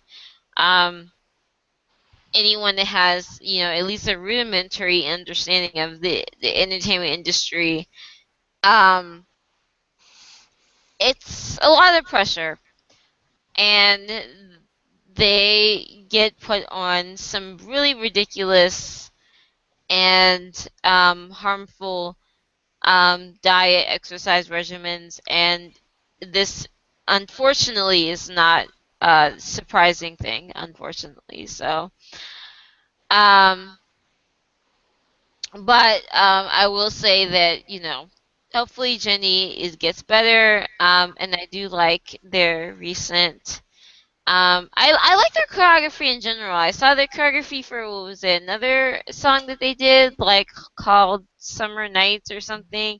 I like that they like put like actual effort and to actually, their choreography. It's not just posing, and um because I think girls generally have it a little bit more difficult than guys as far as choreography goes. Psy is planning to return to the stage this year, according to his management. Not sure how, but supposedly he's coming back. Um, Top Dog lost a couple of members, Kido and Kon, I believe. Um, left Top Dog. So if you are a Top Dog fan, you have my sympathies. Along with that, they released a track list for their new album, The Beat, which I'm assuming has the departed members on there. Orange Caramel is preparing for a comeback.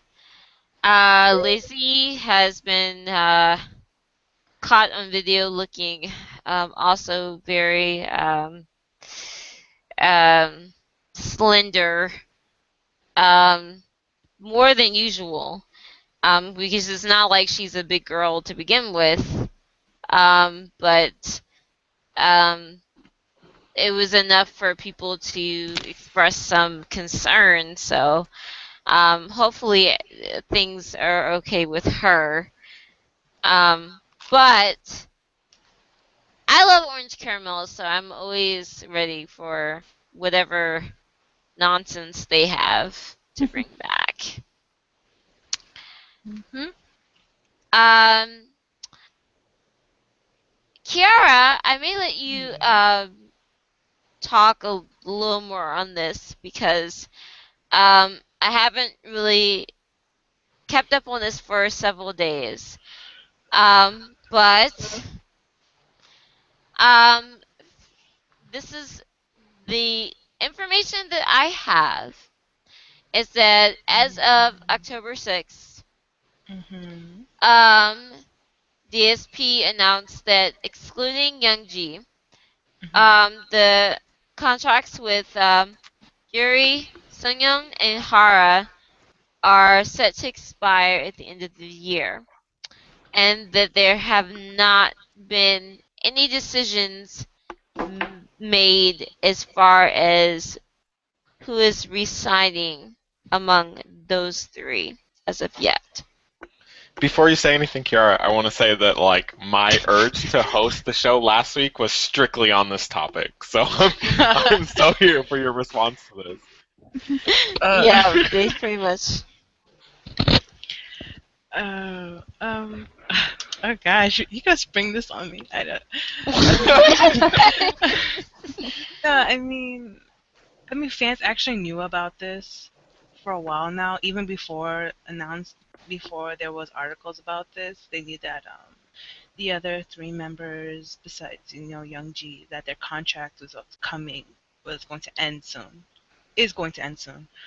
Um, I mean, I don't know. Like, part of me wants them as I want them as a group, all four, like have like Young Ji cancel out her contract and have them just go to another agency. But it's kind of difficult, especially because again, Young Ji's contract is not over. She probably saw because most likely her contract is about maybe 5 years long. So she's still, and she just finished 1 year, so she still has like 4 more years left on her contract. Um, and then, but then it's like I know some because also fans were kind of wondering what's gonna happen because when their Japanese tour was going on, Kara Asia for um wait for yeah was happening a lot of people got the feeling like this might be the last tour ever. So I don't I don't know.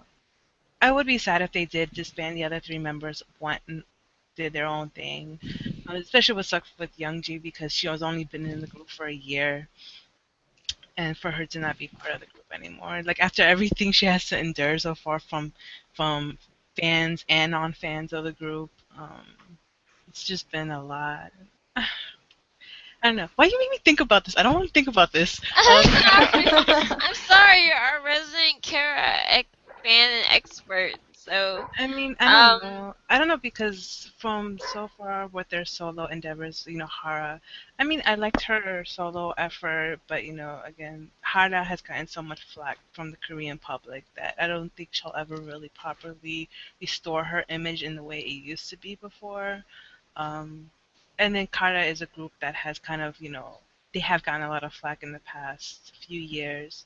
So for them to even try to get back to where they used to be popularity wise, it's gonna be a tough ride, and I don't know if TSP can ever take them back on that. So that's why I'm just wondering if they're thinking of, just getting together in another label or something like that. But I mean, I don't know. Either way, I'll support them because I love Kara, but I'd be really sad if there's no more Kara. I don't know. aw. But we'll see. We'll see. Um, There, I don't know if you saw the news about Hara being caught going to the LA show for Big Bang. I don't know yes, if I you saw saw. I that, saw. but I I thought that did. was kind of interesting. Oh, I cause think she. she's. It was very Isn't she interesting friends to with me. Sungri? Yeah, she's like best friend. Like he's one of Yeah, her but people close have friends. always Yeah. suspected that they're not just friends, so it's very interesting that she went all the way to LA to watch the Big Bang concert. Yeah, well, She was there for like Sungri's, vacation as well too, but because she was Yeah, like, that's what people were saying is that she went afterwards for vacation, but it still seems a little suspicious. I mean, hmm. it's Sungri, so. I support that couple, so whatever, I don't care. Like if it I came out, mean, I'd be like, I don't Sungri even, did.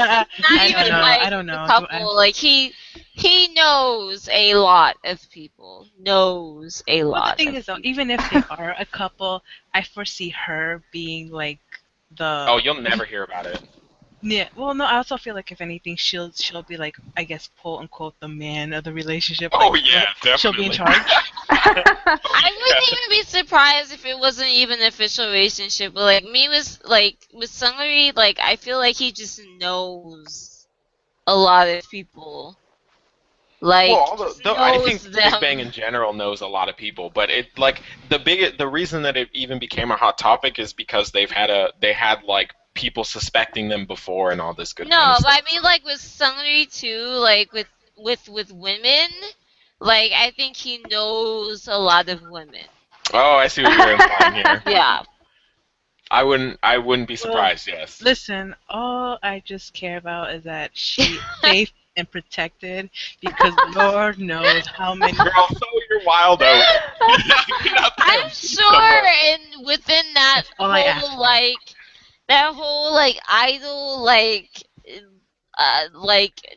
uh, whatever that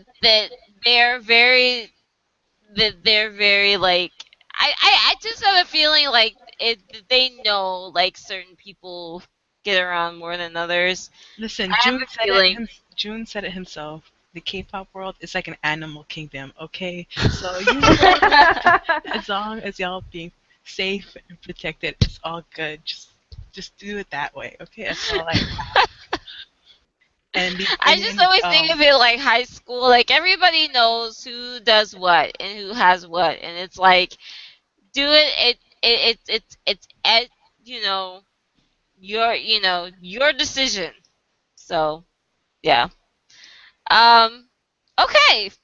So going on along with that, I think is a nice contrast to the whole Kara thing.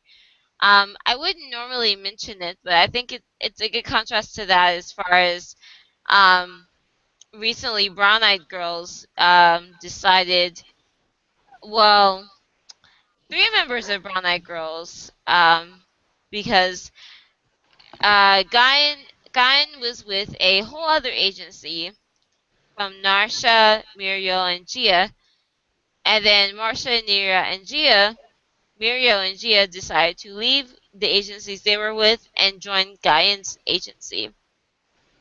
Um, Again, the unique thing with their group is that I can't even think of any other K-pop groups. I'm sure there's maybe a few, but Brown Eyed Girls um was formed the, organically. The girls got together themselves. They were not brought together by a a company. They were not brought together by a reality show. They just decided to get together, and they I think that's part of why they were able to um, be with other agencies while still staying together. But now they are all with the same agency. So I don't know if this is going to be an improve as far as an improvement on uh, it will see them more often, or maybe have a positive effect on their music. I hope it's nothing but, a positive influence for them. But I think I just wanted to bring that up because I thought it was a good contrast as far as you've got the three girls, joining someone, and then you've got the three girls that are, thinking of leaving. So, and that is for Brown Eyed Girl fans, of which I am a big one. I just hope that they come out with any other sound they did before Kill Bill, like anything else before Kill Bill. The thing that got me about Kill Bill is that their pre-release single was amazing. If you guys remember, it was Recipe. I loved that song. That song was amazing. And it was way different from Kill Bill. And I don't know. I feel like if they had went with something maybe more similar to that, it would have been better. Mm. But I mean, like Recipe is like on their like greatest hits like CD or whatever. It's one of my favorite songs ever. Um, and then to have Kill Bill come after it was just sort of a disappointment. Mm. I don't know. Does anybody else have a Opinion on Brown Eyed Girls as far as is anybody else here a Brown Eyed Girls fan? I like Brown Eyed Girls, but I'm kind of to the point where I think that they can do more separately than they can as a unit. So I like Gahan's music separately more than I like her on any Brown Eyed Girl song at this point. I like Narsha's weirdness in her solo projects way more than I like what Brown Eyed Girls does. And I think Mirio, outside of her last terrible song, is way better off as a solo artist. And I want to see like her do features with other people. I think it's more interesting to see what else she can do. And Gia is freaking lovely, and her voice is incredible. I just want to listen to her voice all day. Like she is probably the most underrated singer that I can think of. Like when you list out all these great singers, nobody mentions Gia, and she's incredible. Like No, phenomenally Gia out of the is water like good. the best. I think honestly, technically speaking, is the best singer out of the bunch. She Um, well in Brown Eyed Girl, she is legitimately the best singer out of the bunch without a doubt. But she yeah, could be potentially one of the best singers in Korea. Like period. She's yeah, incredible. Her range is ridiculous. Like she doesn't get to showcase it as much as everybody else. Like that is on the list of best singer or whatever. But it's only because they don't do a lot of solo stuff with her.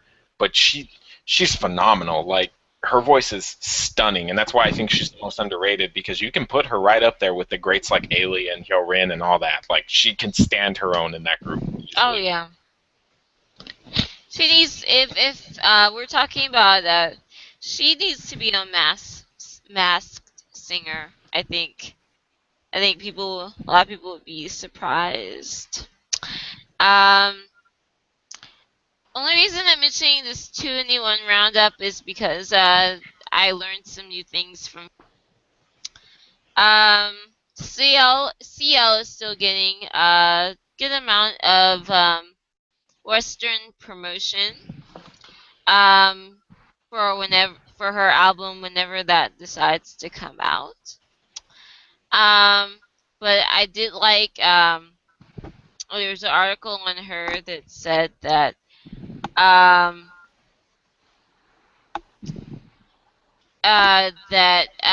while they said at it, the end of the article said, asked recently what Braun's advice for world domination was, CL replied, be a boss ass bitch. Ready.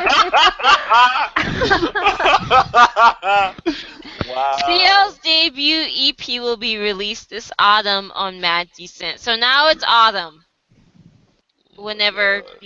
that is. Um, Honestly, I'm to the point where I just want her to drop this whole Western thing and just go give me a solo album in Korea. It's fine. Like you're way better as a Korean rapper, anyways. Just go drop some music in Korea, get a bunch of features, do your thing, girl. Like it's fine. It's fine. You don't have to do this Western thing anymore. We're over it. It's cool. and it says her forthcoming EP opens with the glitchy banger, Hello Bitches. Her scattergun flow name checking private jets and diamonds in my grill. Oh my So god. that's what we have to look forward to. I'm already getting a headache.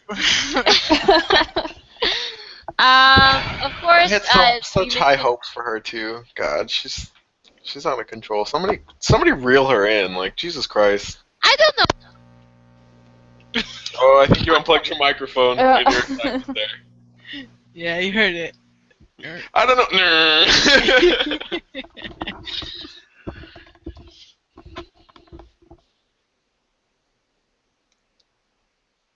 Ash, you unplugged your mic.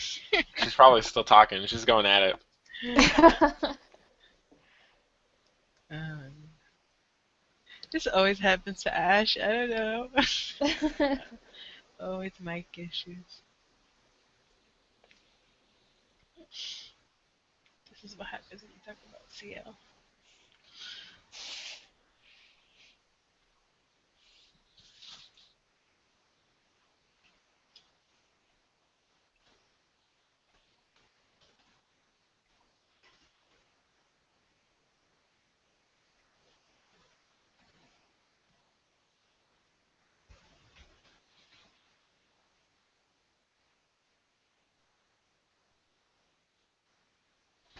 I'm gonna laugh if she's just going to town.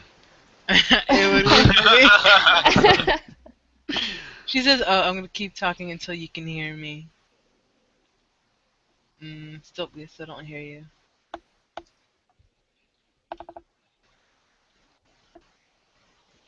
I think I mean, I would continue the conversation if I knew what the next topic was. Ash, what's the next topic? Holla at me. It is it's the CL's fault, yes. What? She's blaming CL. Wait, can you guys hear me? There you go. Yeah, Yes. we hear you now. Yeah, okay. Awesome. Alright. Okay. So we're just gonna keep going. I don't know where it cut off at, but whatever. Alright, so we talked about this earlier, but YG basically said Park Bom needs more time for self-reflection. Um, no plans for a comeback. Um, pretty much they did this during a press conference held after iKON's debut concert for some reason. And Yang Hung Suk said, "It's difficult to say that 2NE1 will release an album by a certain time." And I do remember when this came out that some people were very perturbed. Um, basically because YG was like, "Yeah, we're not gonna do anything until we're we're pretty sure that people have forgotten about what Park Bom did." So, and then of course CL has her, her stuff. Um, Dara, on the other hand, at least she's acting. Um, and she's been, I forgot the other thing that she was in. She's gonna be an MC for a variety show called Sugar Man, and then she was in this other online drama I forgot the name of already.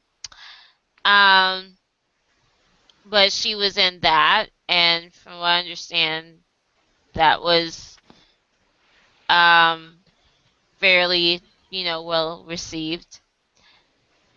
And I think didn't we discuss at our last podcast about some people were like Dara should have just should have just been under SM Entertainment. Yes, that was the last podcast was that article talking about how Dara should be under SM Entertainment. Yeah, yeah. I I find that funny because I think a lot of people are very negative toward YG at this moment. Yeah, we broke up. That's the online drama that Dara was in. That did fairly well for online drama, I think.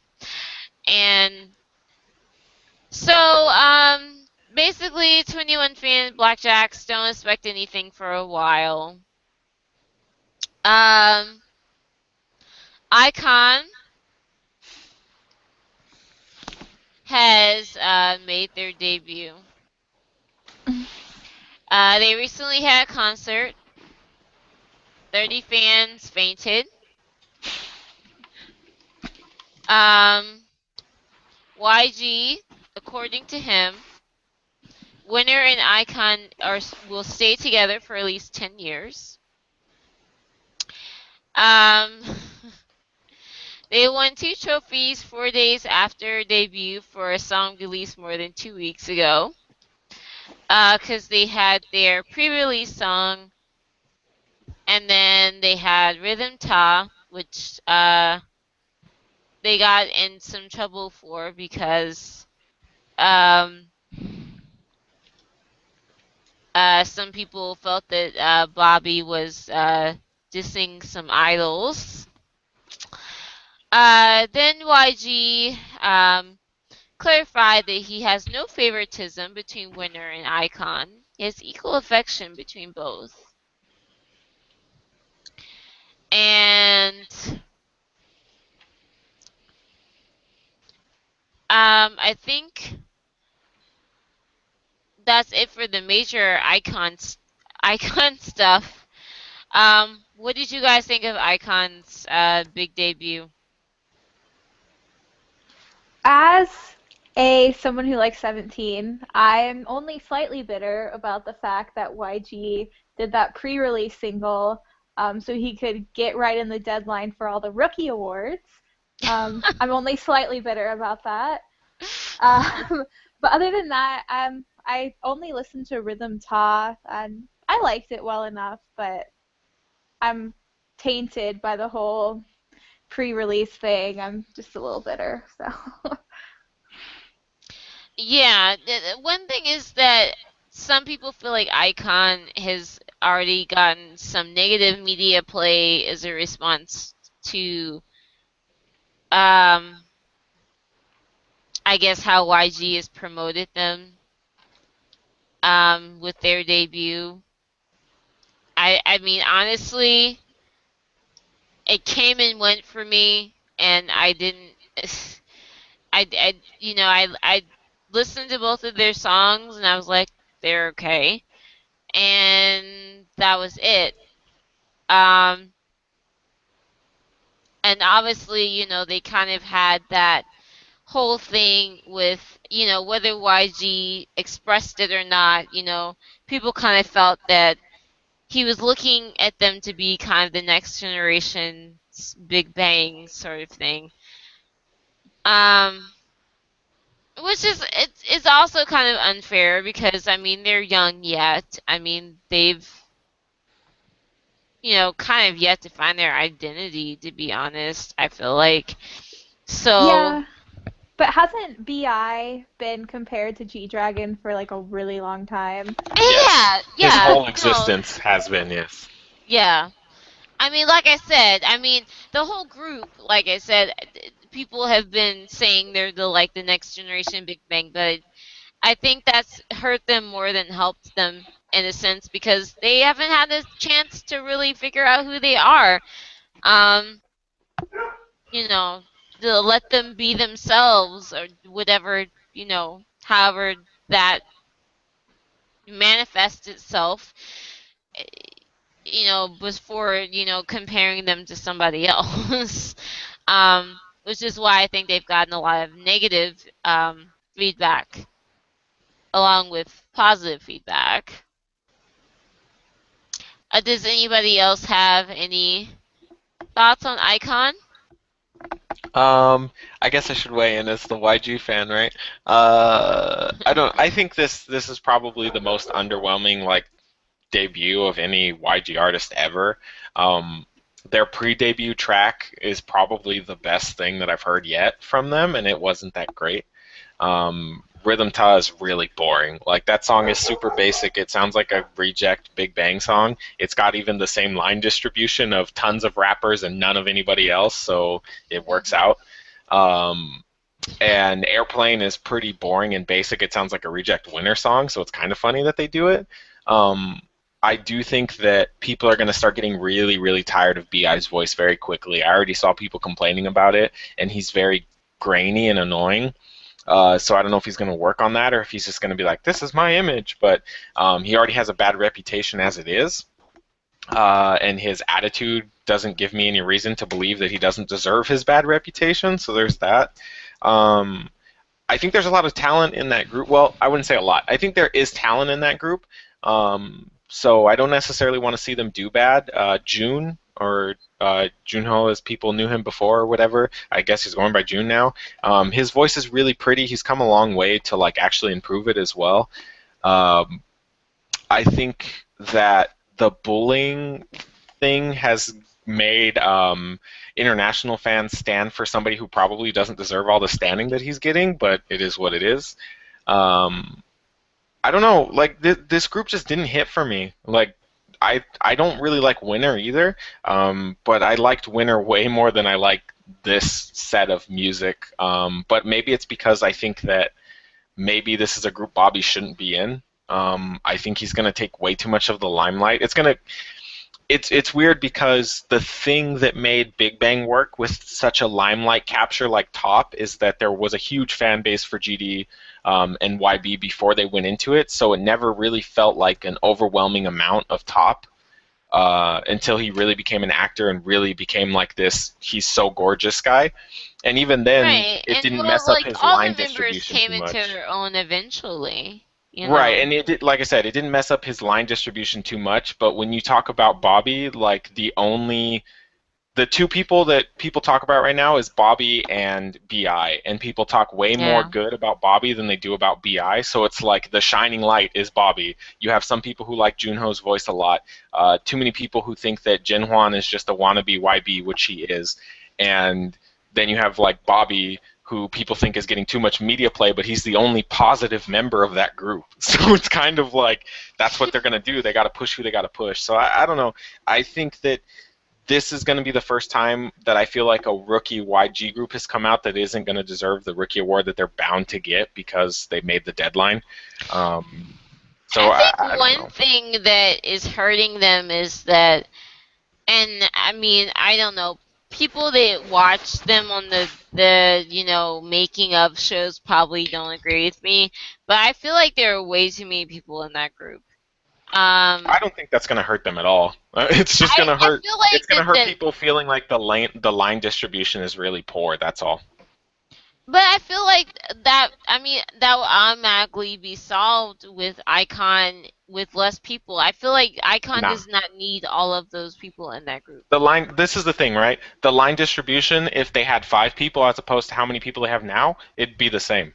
Because you'd still have a member who couldn't really do anything. Like if you take a icon song and you put it next to a Big Bang song, Bobby and Bi have about the same amount of parts as Top and GD. The reason that it feels more overwhelming is, like you said, there's more people, but the line distribution is exactly the same. So if they had come out this way and you had the same bullying scandal, it would be the same. People would be upset that there was that scandal, and people would be upset about the line distribution and the fact that there's going to be one member who's just going to really not do anything. But if you look at old Big Bang songs and even some more recent ones, Sungri literally has like 2, 3 lines at most, and then he kind of just like sings in the background or sings with everybody. It's a YG thing to have like a member of the group that's not really utilized. Dara wasn't really utilized for anything important to anyone, but they only had 4 people, so there was less to worry about. Icon has this weird member who doesn't really have any purpose in the group. Like, I agree that there's a lot of people, but I don't think it really matters because people would still complain about the same thing that they're complaining about now, which is the fact that Bobby and Bi are the whole song. But they're the 2 people. It's them and Juno and June that write for that group. It's guaranteed that the people who write are going to be the ones that have more lines. It's the reason that GD has so many lines in Big Bang. It's the reason that Top has so many lines in Big Bang. They both write. So it just makes sense. It makes more sense that you write towards your own strengths as opposed to, whatever else. And they're hiding Chanwoo's weakness in not giving him a bunch of lines so everybody can see he can't sing. Like, it's good that he doesn't have this many lines because if he had way more lines, people would be like, wow, he really can't sing at all. He sounds terrible. But you're protecting him because nobody knows how bad he is because he doesn't get that many lines. But he was terrible. If you watch the show that he was on, he was terrible. His voice is terrible. He does not belong in that group. He cannot sing. So I don't know. But people like him now Like I because he went through a said, scandal. they could trim that group a little bit. I don't really think you can at this point, though. You can't really do it at this point because the only person worth getting rid of is the guy who got bullied. Yeah. How do you trim the group and get rid of the guy who got bullied and keep the good name of that group? It's gone. You get rid of the guy who got bullied, that's it. It's over. You're Tiara all over again. Goodness. But think about it. Well, Who would you get rid of in that group? I don't know. Just a bunch of people. I look at. I You mean, like can't I get rid said, of a I bunch of didn't really people. pick. I feel like Icon's debut came and went for me, and like you said, for me, the only people I know, Bobby and Bi, and then everyone else is just there. And it just feels like a bunch of people taking space. I get unless you're talking about trimming the group to Icon being Bobby and Bi, I don't really know what else you could get out of it. Like I think Bobby is pretty much already at the point where he should have probably been standalone because of how much pushing he got as a solo. It's going to hurt them in the long run. I mean, they tried to do the same thing they did with GD with Bobby, essentially, and it's going to hurt them, I think, because your other guy who's supposed to be the big deal and supposed to get a bunch of features and supposed to do all this and that, your next GD already has a really bad reputation as a spoiled rich brat whose dad got all his money, like, you know, not through good ways. So how do you deal with the fact that there's only your most popular, the two people who are supposed to be your most popular members, only one of them is actually going to be as popular as they should be, as you imagine them to be, I should say, not as they should be. I think that's probably the bigger issue. I think Bobby is the best part of that group and the worst part of that group because he's the best, unfortunately. That's just my take on it. He should have just been an idol rapper. Like they should have just let him go, let him do his thing with Doki and all those guys, and let them all handle his career, and let him be the guy who brought who, and I'm using quotations here. I need to stress this. Who brought underground and idol rap closer? Like they should have just let He him could be have that just guy. been on like Epic High's label or whatever the hell. Yeah, he should have been on high ground and done his little thing and been an idol rapper who went on and performed and all that good stuff. And you could use him in features for freaking everything. Like you just gotta push it, but they didn't do it. So I don't know. Like I said, I'm underwhelmed. But again, I wasn't actually a Big Bang fan until way late into, well, not way late, but until later in their career. So it could be the same with Icon. Like I thought Big Bang's first Yeah. song was terrible. I still to this day don't really like it. So Yeah, who I knows? mean, Big Bang when they started out, I mean, they were. I mean, They it was a weren't little they weren't wild as good as they funny. are now. That's for Yeah, sure. I mean, they were different. So, uh, going on from that, let's talk about I'm Pretty Rap Star. Some of us have been keeping up with it, some of us have not. Those of you who know, we did a live viewing of the first episode and tried to post it and failed several times. YouTube is now angry at us and won't let us post anything past 15 minutes long until October 31st. But that doesn't mean I can't post the audio from that session. So all you have to do is find the video and find I can pinpoint exactly when we actually start watching it and mute the video, and voila, you have commentary, instant commentary. I don't know if we're gonna do it again, because we have missed a lot of episodes. Um, because I'm just about to recap what has been going on since we have not been talking about it. And there's been a lot of mess going on I'm Pretty Rap Star. So since we last watched it,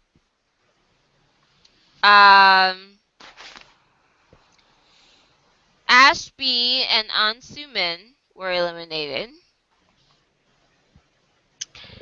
And also, Gilmay was eliminated, but not before she read Trudy like you wouldn't believe. So Gilmay and Trudy did have a rap battle on the show. The lyrics were have been translated, and because of that, Gilmay will always be my unpretty rap star forever and ever, regardless of who wins. So this is what she allegedly said after translations. Hey, fake, listen up. From birth, the first, your chances were yellow. Um, and then there's this asterisk, probably referring to her skin too. I don't know why they put that there, but stop your Halloween cosplay. Your rap is just shit. There's no story in it. Black people, erase your black makeup. You have a lot of talents from pretending to be someone else and pretending to cry. You're really getting ahead. True? Delete. You're fake and your reality is true D. In your future, there's only you and me, Ray. You don't even have a future. Hurry and apply to JTBC Hidden Singer, which is apparently a show where contestants compete with the real singer by imitating them. Your imitation rap is like squid. Pray to win. Stop eating the powdered milk that is making you get in the way of rap's growth and development. Your rap is lacking breast milk and you need a baby's rap lesson. You're just T's follower.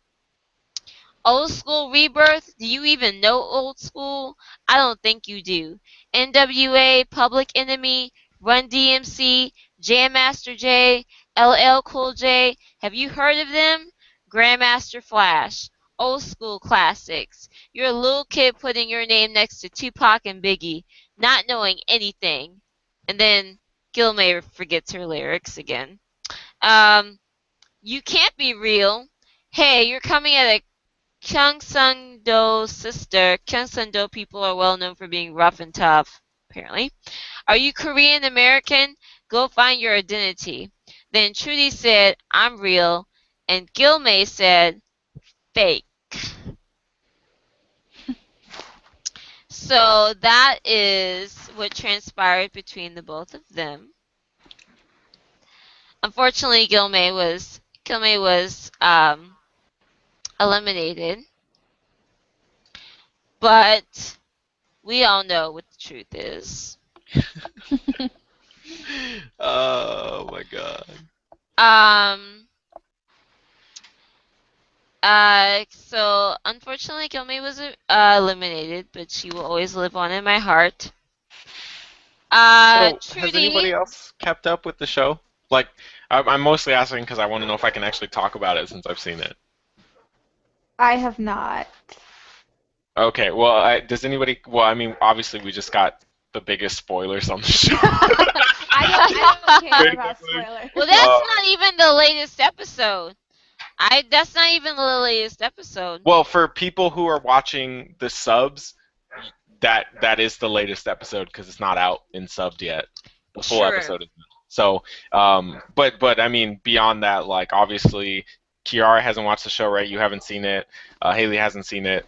So you just dropped the two biggest spoilers, which are the three girls. Well, like I said, we haven't done a lot of viewing in forever, so. Well, I know, but that's what I was saying though, is that those were technically the big spoilers, is who went I home. mean, is there anything that you want to say about that, Tim? Well, that's what I was gonna say. If you guys don't mind me actually talking about the show, like I could give you a quick run through of what I actually don't. occurred. Since you've seen it, I don't Okay. mind you like. Go ahead. So obviously we watched the first episode. We went through all that. The second episode is the episode that Hyorin had to miss for being the worst rapper. The girl that didn't get to perform on the show, that Trudy got to pick somebody to not be on the show. She picked Sua, basically because she had a grudge and Sua, didn't let her, or voted her as the worst rapper on the song, so she made her go home, which is stupid. That doesn't make any sense to me, but whatever, it did happen. Which took us to the verbal gent battle. Basically, Jesse and Cheetah both had two different songs. All of the girls got to pick what song they wanted to be on, and there was a limited number of spots for each song. So they split the girls up. Everybody wanted to be on the song with Jesse because it was kind of more of like a turn-up song. And then Cheetah's was more real and deep, and that's the song that Trudy decided to be on and Gilmy decided to be on, which are the only two relevant ones in that because they actually got to promote, or they got to battle for that song, and Gilmy forgot her lyrics again. even though her lyrics were way more touching, way more personal than garbage Trudy's lyrics, Trudy ended up getting the song. So she got to do the feature with Cheetah. On the other side of things, uh, Hayes and God, who did she go against? I don't remember who she went against because they lost. I think it was Yubin, but I don't remember for sure. But on that side of things, Hayes got to do the song with Jessie, and she's a huge fan of Jessie, so it was like a big moment for her. So that was that episode. That's why those two tracks came out. It wasn't very exciting, other than Kitty B kind of telling Jessie that she should rap in Korean more, and Jessie being like, "You should focus on your rap, all hard," which is amazing. And they ended up like being friends afterwards, and she liked Kitty B's part. But it was kind of interesting. Yeezy didn't even get to compete, and you could tell she was kind of burned by it. Um, the episode that came after that was the live show that we all watched at the very beginning, where we got our first taste of Trudy and all them. We actually got to see where that placement should have been. Uh, and that's when they decided on the first two eliminations, which, as you mentioned, was Ashby and Sumin. They all had to compete, and it was voted on by the people who watched. So when Yubin competed, obviously she won the vote in that by a pretty metric landslide. Sua came in second, and Yeezy got last. Yeezy admitted at that part that she clearly didn't have a fan base, and that's kind of why she lost, which is true because she was the best on that song. Hyorin obviously got the benefit of the doubt on that one too, but then again, Casper's garbage. Zico ended up saving Casper because I don't know, he has terrible taste, as we all know. But it's good that he did because it forced Yeezy to actually have to fight for her spot, and she performed a song called Crazy Dog. And everybody who has not heard that song should definitely go look it up and read the lyrics, because she goes after being an idol and how shitty it is to be an idol, which is really cool. And just her whole part, like, she clearly wanted to be in this competition, and that was the first time that we really got to see Yeezy and see why she deserves to be in this competition. Like, she went out of her mind on that song. It's really, really good. The next one was the episode with Jay Park as the producer, and he had two songs. And ended up becoming a battle. Oh, Trudy forgot her lyrics in this one, and she screwed her team out of being able to even compete. And Yubin and I don't remember who the other girl was. Somebody else basically picked Trudy because they thought it was going to be a surefire victory, and you could tell. And they got screwed by it and didn't even get to compete, which was kind of a cool moment because I got to see Trudy cry her crocodile tears. But good, you deserve it. You should probably cry more. Get off my show.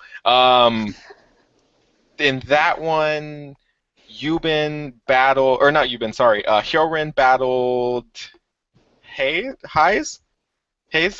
Yeah. And Hyorin actually was better on that song, shockingly. She did get to sing, which I think is kind of what put her over with the crowd, is like she was way more involved in the song. Hayes sang as well because she does like to sing, but obviously Hyorin is going to crush you there. But her flow was actually good, and it made sense in the song. I thought it was pretty good. The other competition was Yeezy versus Sua? Yeah, that's who it was. Yeezy versus Sua. Sua's part was really cute, but Yeezy was like, she really wants to win this show now, and you can kind of see it in everything that she does. Like, she comes a lot harder with everything. So she actually won that track over Sua, who Jay liked clearly a lot, but she went like a demon on it. And their song actually came out. Both those two songs came out, and people are really butthurt about it because there's a lot of guys on it.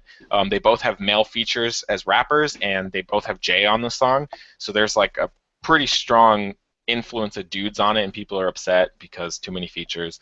I think people are kind of ridiculous because all of the songs pretty much have features, and this is the first time that there are actually a lot more dudes on a song than there are girls, because the first set is literally two girls. Like, people are mad, and it's like two girl rappers got both the verses, and then this is the first time that we have like a girl and a dude and a dude. So I don't think it's a big deal. I think people are just mad.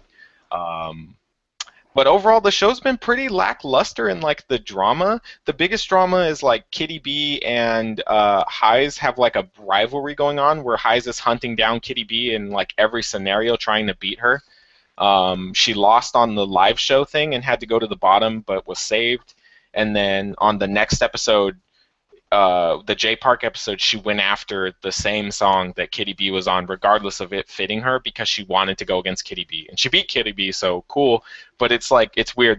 They've gained this new rivalry because Verbal Gent liked Kitty B more than he liked Highs on that song that Highs ended up getting. So, but other than that, it's been pretty boring. Ji Yoon made her appearance from 4 Minute, and she's Yeah, I heard about terrible. it. She's so bad. Her first flow on the show like was super duper awkward. She didn't sound like she understood what beat she was even rapping to, and she made like a line about the fact that nobody really knows her group. They only know Hyuna, which was hilarious. But other than that, like she's bad. Her flow on the show was terrible, and she lost. Her and her team lost pretty much because of her. She was stuck with Kitty B, and Kitty B did good. She was really bad. So I don't know what's going on with her. I heard she did a lot better in the latest episode that hasn't been subbed yet, so I haven't Yeah. seen it. But thus far, the 2 times that I've heard her, I wish I could unhear her. Like, legitimately, she is the worst. She makes Hyorin look like a demon on as a rapper because she is garbage. It is It's so so bad. disappointing because I've always liked Jian the most in 4 Minute, and that makes me sad. But an interesting thing about Yezi is that um one thing is that the South Korean audience that's been watching her is I feel like it's been coming around because it came out that on the early episodes where and I think we watched it where there were some scenes where they were talking and Yezi didn't seem to understand what was going on. She was confused and stuff is because she actually legitimately has some sort of like hearing problem. Oh, Well, I didn't know that. obviously, the people running the show did not disclose that or make that known. But it got out anyway. People found out, and particularly viewers, and they were very pissed off and upset and felt that she was obviously, that was they were trying to, they felt that was obviously to her detriment because um watching the show it made her look like she was ineffectual, didn't know what she was doing, when she hadn't, there's an actual very, valid reason for her, not knowing what was going on and needing stuff repeated and that sort of thing. So I think that's brought a lot of people onto her side as well. Now, the new episode has come out. Does I'm gonna take it to a vote. Do you guys want me to talk about it, or do you want to try That looks watching like. it together? Oh, I'm gonna watch it by myself, but but I want to see it, so don't spoil it for me. Okay, I won't talk about it. It's not uh it's not that crazy, but I'm happy with the outcome. Um, but it sounds pretty intense. So maybe before Tim watches it by himself, or after Tim watches it by himself, maybe we can do another viewing. Um, another thing, some more Pretty Rap Star news that I don't really understand. I don't really understand, but I guess is going to affect this show in some way. Apparently, Unpretty Rap Star 2, the competitors are going to compete with the Show Me the Money forecast. In what way? I don't know, but apparently that's what's going to happen. Starship has a rookie rapper named EXY who is going to join for whatever reason. And Rubber Soul, for any of Those of you who are familiar with them, they're a new group. Um, but they rap and they kind of do pop hip hop kind of thing. Rubber Soul's Kim is going to also join Pretty Rap Star 2. So we've got two more people set to join, and apparently they're doing something with Show Me the Money for cast members. I just don't want to see Black Nut ever again in my life. So I'm not liking this. Because I'm sure he'll be there. I'm sure he'll be there. Yeah, well, yeah. I mean, he's not going to pass that up, and also I just can't imagine like what are they? I mean, they've had females on Show Me the Money before, and none of them make it past whatever the preliminary rounds are. I can't imagine what they will be doing. Um, and what the point is of merging the two shows. Um, so yeah, It's this is Korea. Obviously, they want to prove male dominance. What's wrong with you? Why else obviously would they they do want it? to prove that this whole rap thing is strictly for men only. Yep, exactly. That's Um, exactly what they want to do because they're freaking ignorant. And I bet you there's going to be a girl who flows way harder than any of the dudes, and people are going to be like, she was okay. Like, that's what's going to happen. for a girl, she did all She's right. pretty good for a girl. Like, that's what She it's did going all to be. right for a girl. Yeah, Um, hate it. I hate this so idea already. I'm so mad. yeah, my expectations of Unpretty Reps are kind of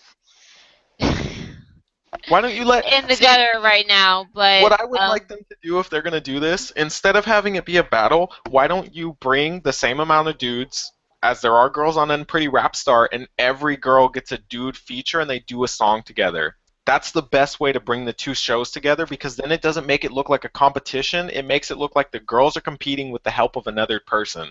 Then that's cool. Like this whole show has been about featuring. So why not do that instead of being like this girl versus this dude? Why not this tandem versus this tandem make a song together, this tandem versus this tandem make a song together, and do it that way so that they're not competing, there's no gender bias, like it's just a competition between the two girls still.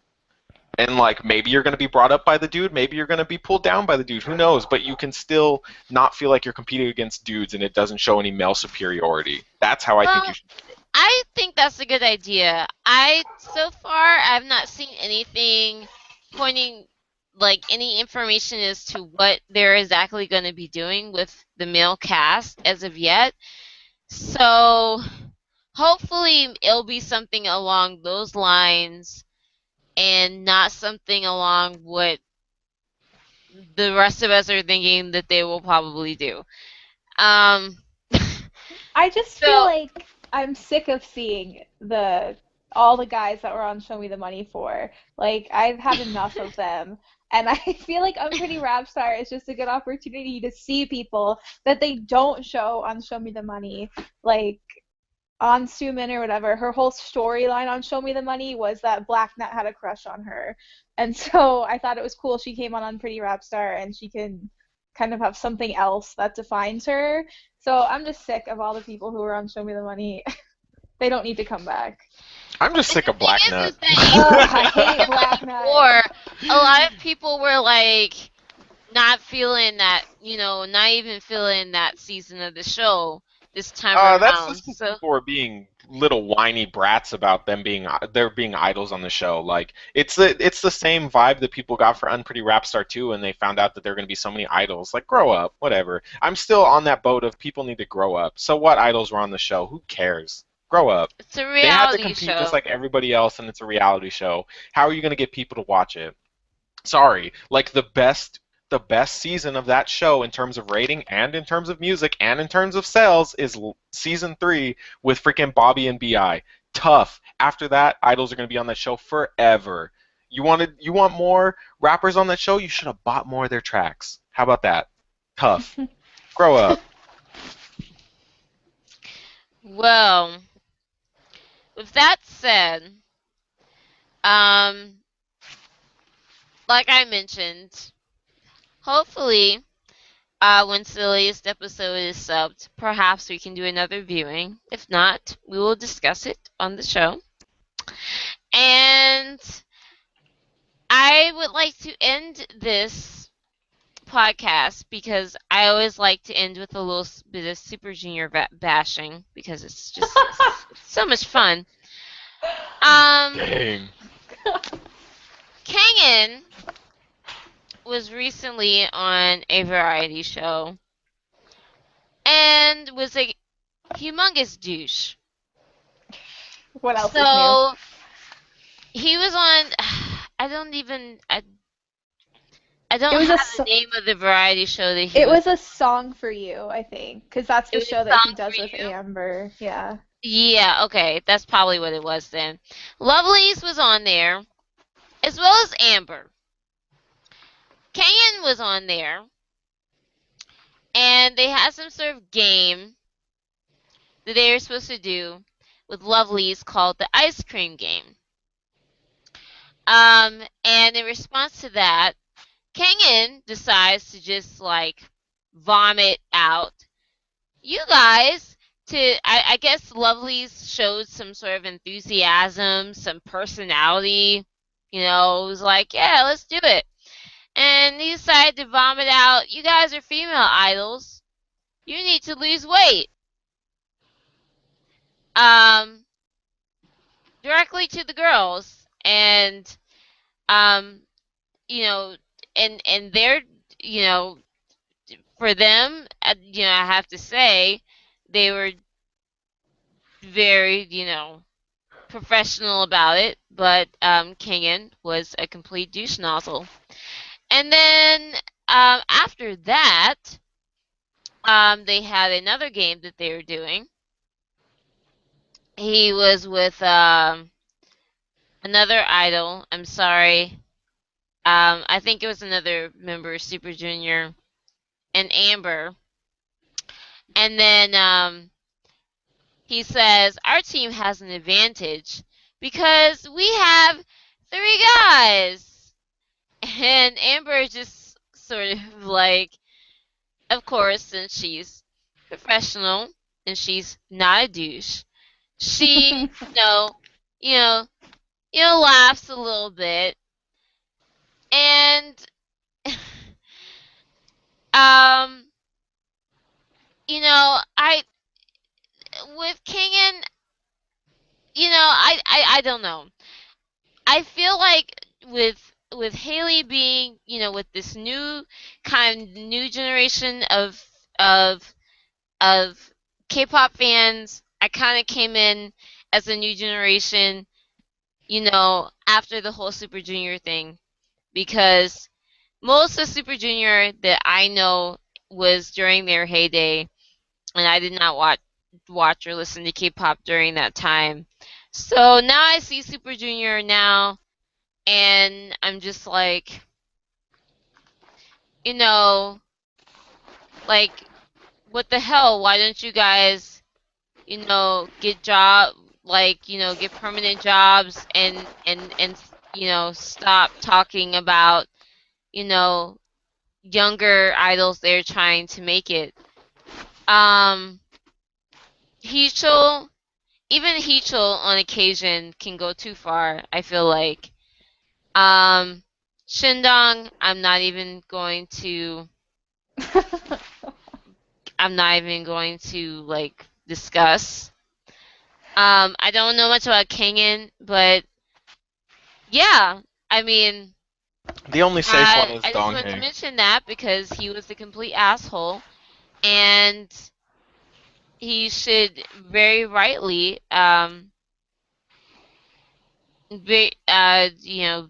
very, very rightly be condemned because of the fact that, I mean, I guess maybe he felt because he was a senior there that he could say whatever the hell he wanted. And,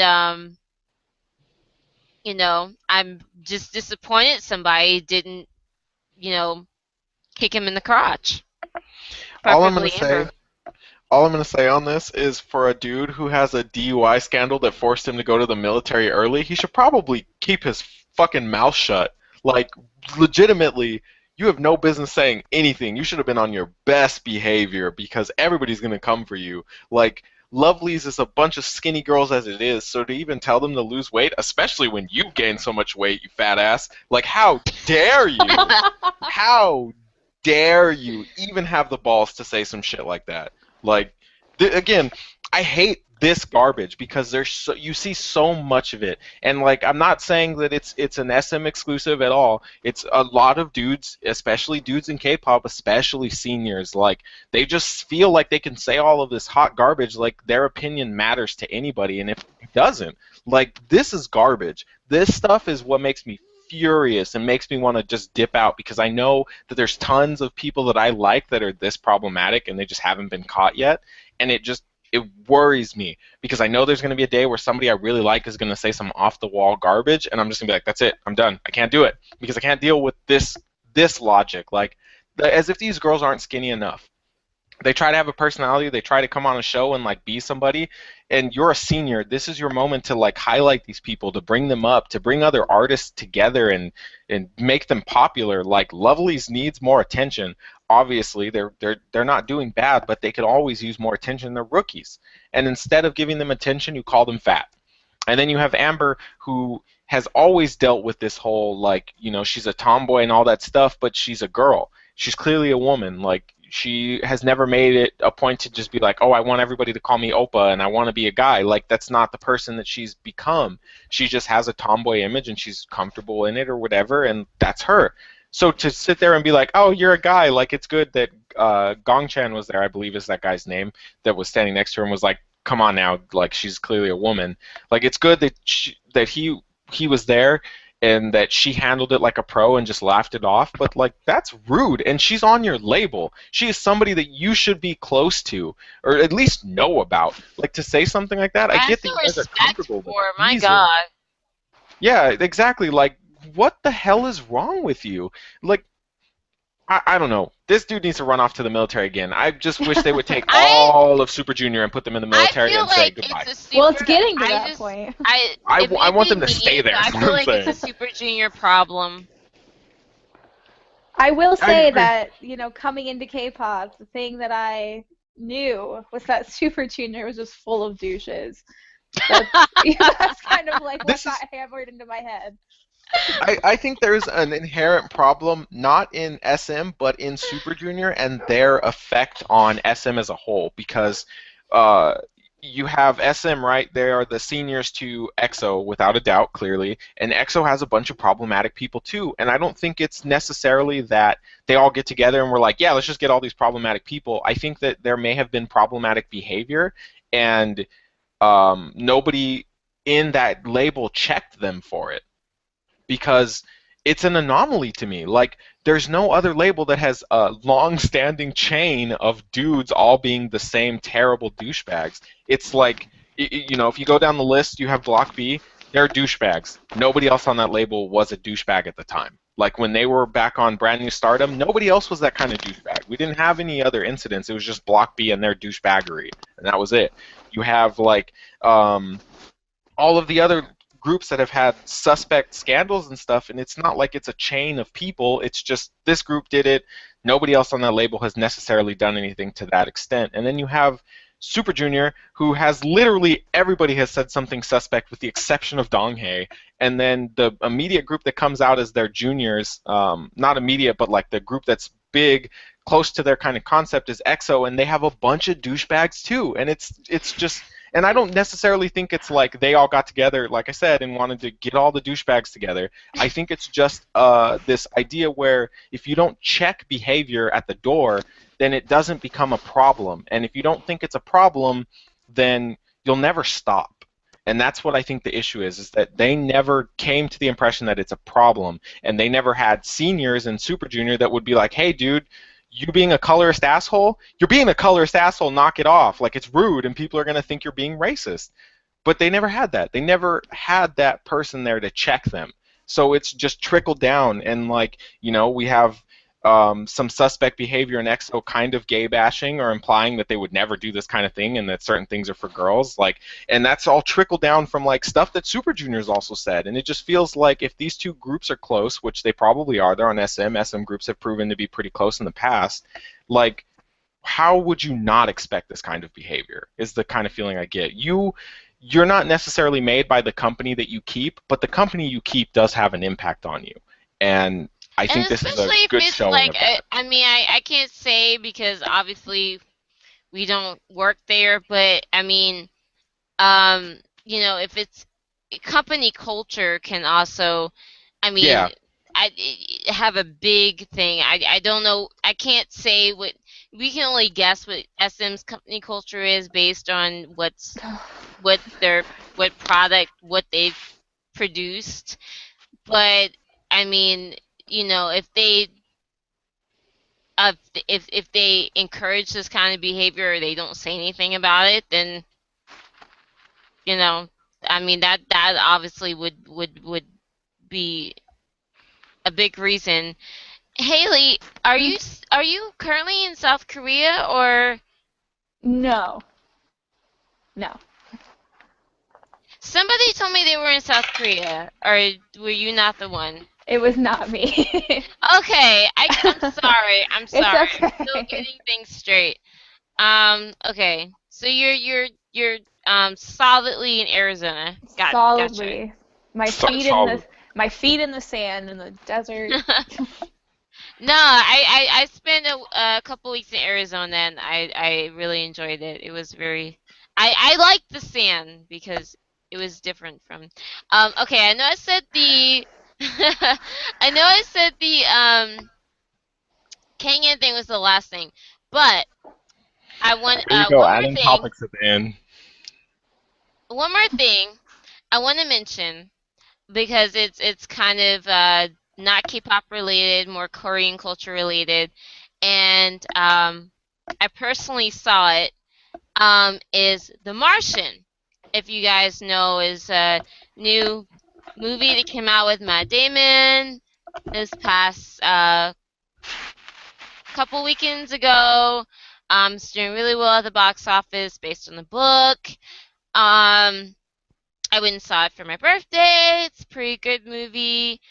And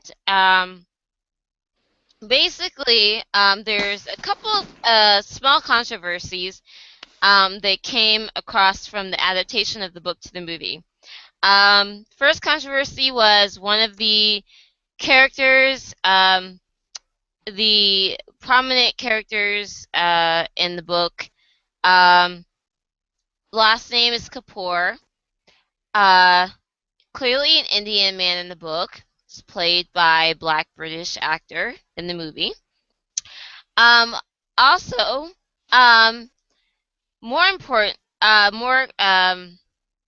having to do with this discussion is there is a character in the book that works at NASA whose name is Mindy Park.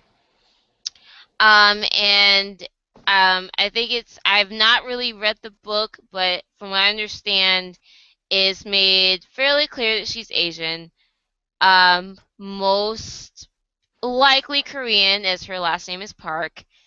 Um, and cast in the movie with this exact same name is a tall, blonde, white girl with thick glasses.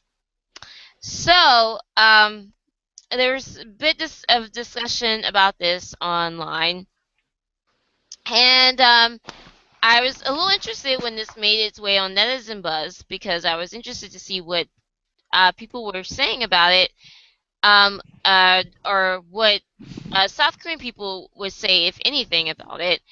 Um, and the article that was translated or that was pulled from Newsin via Nate was Martian original Korean character was cast as a white actor, director's race controversy. Just for some background, the director of The Martian um, was fuck, what was his name? Same director of Alien, Ridley Oh, Scott. yeah. Yeah, Ridley Scott, who also unfortunately directed a movie, I think this past year, about Moses, that was about a bunch of Middle East people, and he Egyptians, and he cast almost exclusively white people in all the roles. And then had a crap excuse for it. But I will admit he did a fairly good job on this movie. So the top comments that were translated on Nez and Buzz, concerning the character of Mindy Park.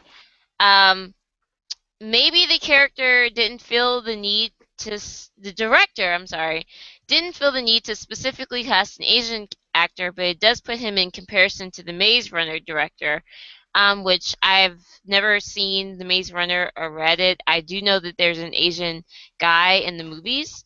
Yeah. So Yeah, that. I'm not sure what they're referring to. I haven't read the books, but I saw those movies. So Oh, I don't okay. know if there was another character that was Asian and didn't and was cast white or something like that. I Yeah. believe that the majority of that cast is of different races, and that's what people were upset about, is because it's a lot of white people, and it was supposed to be like there was supposed to be a ton of all the races, I think. But I haven't read the book, but I believe that's what people were complaining about, and I think that one of the most important characters is casted poorly in the movies. It might be the main Mm, character. The main character might not have been white. I'm not positive. Oh, okay. okay. Kind I'm of not, like the again, I Hunger haven't read the Games, book, where it so was somebody. the Hunger Games where it was kind of it wasn't really spelled out, but I mean, obviously it's Hollywood, you know what they're gonna do. So and then also another comment, just so some of you know, it's not Koreans that started this controversy, but the foreign media outlets. The lax best replies are so frustrating. People just don't know when to stand up for themselves. The reason there are so many black people in movies is because black people will not watch it at theaters if there isn't a black actor in it. It's because they paved the road like that for minorities that Westerners are recognizing that a white actor being cast for a Korean character is problematic. Why can't we just agree that it's controversial instead of acting like we're too cool to care? They're giving us Asians a chance for success, but some of us are too busy flipping the table over. And then, well, isn't he the same director who cast a white man for Moses?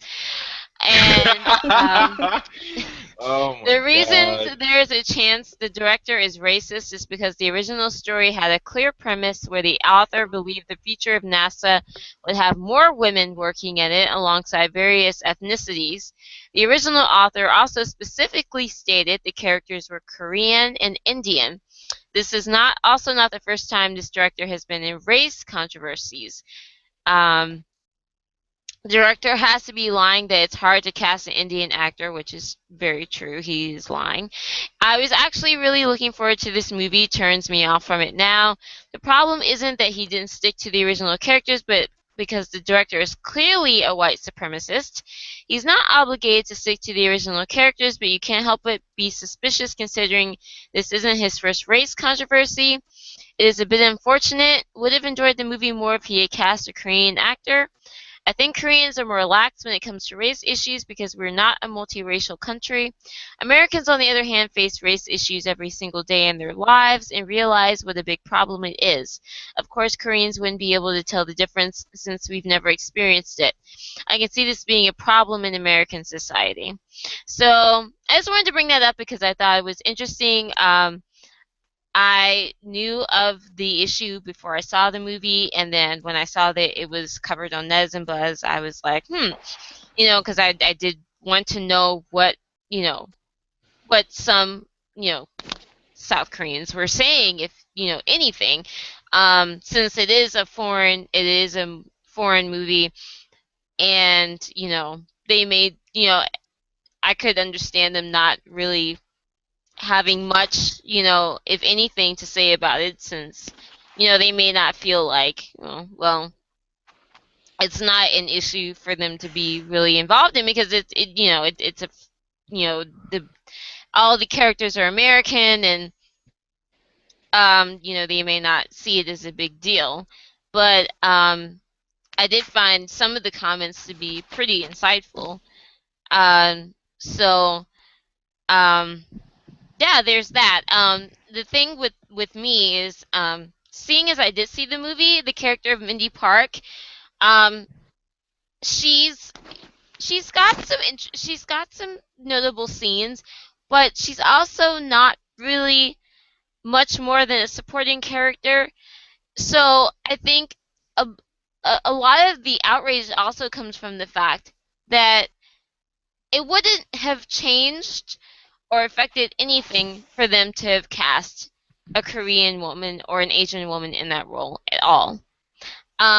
Because the role was that not important. The Kapoor, the man named Kapoor, his role was significantly bigger.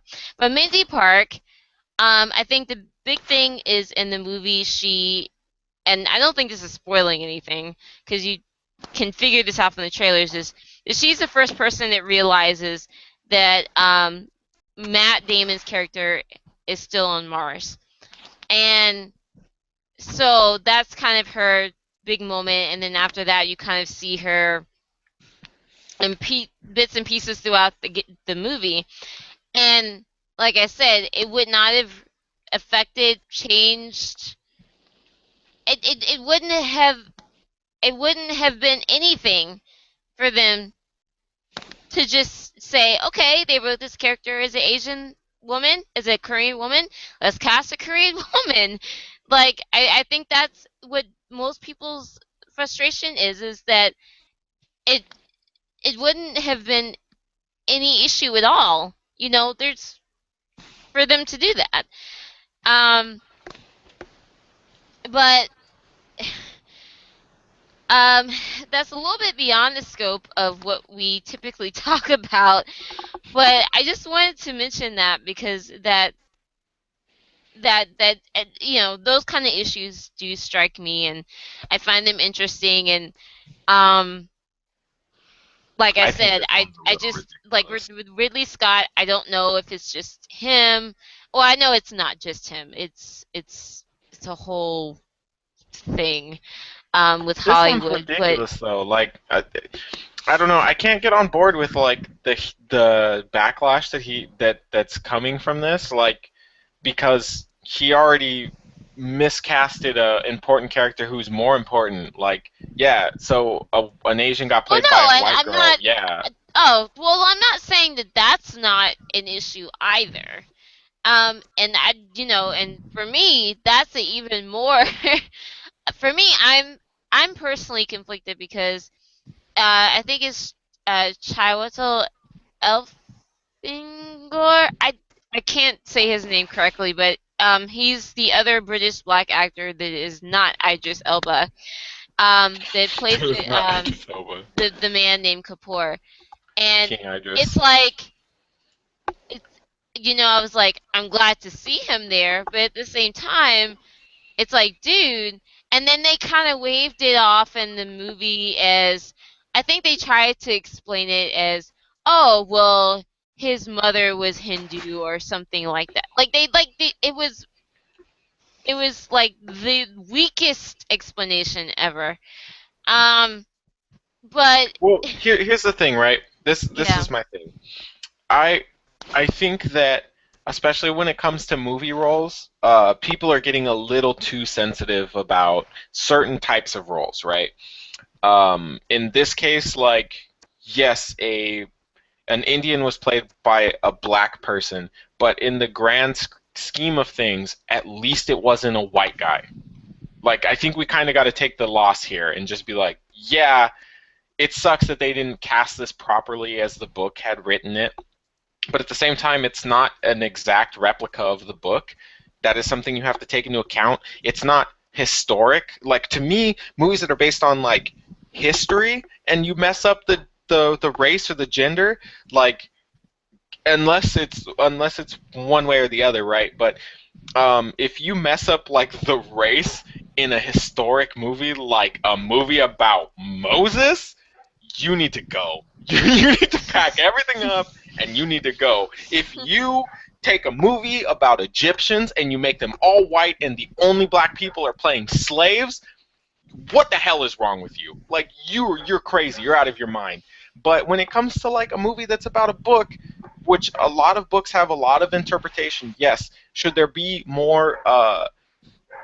be more mixed race culture and appearance and visualization in movies? Yes, I totally agree, and I'm totally on board with that. I'm totally on board with gender bending a lot of these famous roles. I think it's great.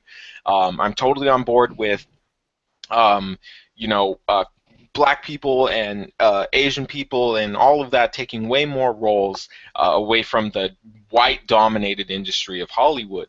But in But I this think that's case, the like, thing is that the role was originally a person of color.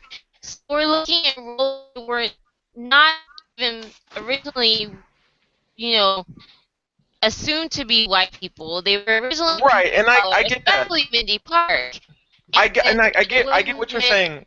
I get what you're saying. anything. Hold on. Yeah. I get what you're saying, and I totally see what you're saying there. But I think because this is my issue is like in the grand scheme of things, what are we going to say is a bigger deal? Like to you, maybe it's a bigger deal that an Indian was played by a black person, but the majority of the public, the bigger deal is that an Asian person was played by a white person. And I get it, and I understand, but I don't think that's really newsworthy because her role isn't that big in the movie. Is it bigger in the book? Supposedly, that's what I heard is that it was more important in the book, but in the Hmm. movies her role isn't that big. So it's not like you're talking about a main character getting their role robbed. It's not like the main character of this book or this book originally and then in the movie was changed from like an Asian dude to a white guy. That would be an injustice. That's criminally injustice in my opinion. But a minor role, Right. like I don't really think it's a big deal. I think this is an issue where people are making it a bigger deal than it probably should be. Should they have gotten an Asian? Yes, I do agree there. But I don't think it's worth making a big deal about if you're not going to make a big deal about the fact that a black man took the role from an Indian. And you're not going to make a big deal about it because that's not that big of an injustice. And I also agree that it's not that big of an injustice because both of these two races are together in this battle. Like in the grand scheme of things, everybody that's not white is united in this battle to have more presence in Hollywood, and it as a whole, as a unit, we're all kind of together in like, yeah, it's not that big of a deal, right? Like, I would much rather if I wrote a book and it had an Indian person in it, for example, and they decided to cast Idris Elba as that person, I would much rather prefer that over like Brad Pitt playing this dude. I would much rather have Idris Elba have been Lone Ranger and not Johnny Depp. Like, for example, obviously it's not the same, but if you were like, you have to take one or the other, I'm gonna take Idris Elba any day of the week, like guaranteed. Any actor of color, regardless of the color, is what I'm gonna take over it because as a unit, the representation for that section of people is undervalued in Hollywood completely to the point where like people think movies won't sell when you put people of other races in movies. So I get it. I just don't think we should make a big deal about like this tiny role that an Asian missed out on. Like, yeah, it sucks, dude, but I don't Yeah, really think and it's that big of a deal. I agree with a lot of your argument, and like I think ultimately, like I was surprised that there was even anything on Netters and Buzz about it because I didn't think it was even going to be mentioned in Korean media. To be honest, I didn't think anyone would even mention it, because like I said, the role is so small. But um, I think ultimately for me, it's just that for people of color, roles are so hard to come by that honestly every role is important because I mean we can't make any kind of impact if we have nothing to work with. So, if there's, if we don't see Asian people on screen, and there are other Asian people in the movie. China actually plays a not a big role. I think it's bigger in the book, but the nation of China, is involved in the whole Mars thing, and there's a couple of actors that speak in Chinese, and there's a actor that is Chinese American, and you see him a fair bit. And I feel like they kind of used him as like, kind of their mea culpa for Mindy Park. I kind of felt that way, but but ultimately I feel like with those kind of, and that's just my personal opinion, I feel like, you know when there's, if there's nothing, you know then there's there's no, advancement at all. It's better to have something than nothing. But that's getting into other things. Like, I was surprised they was mentioned at all.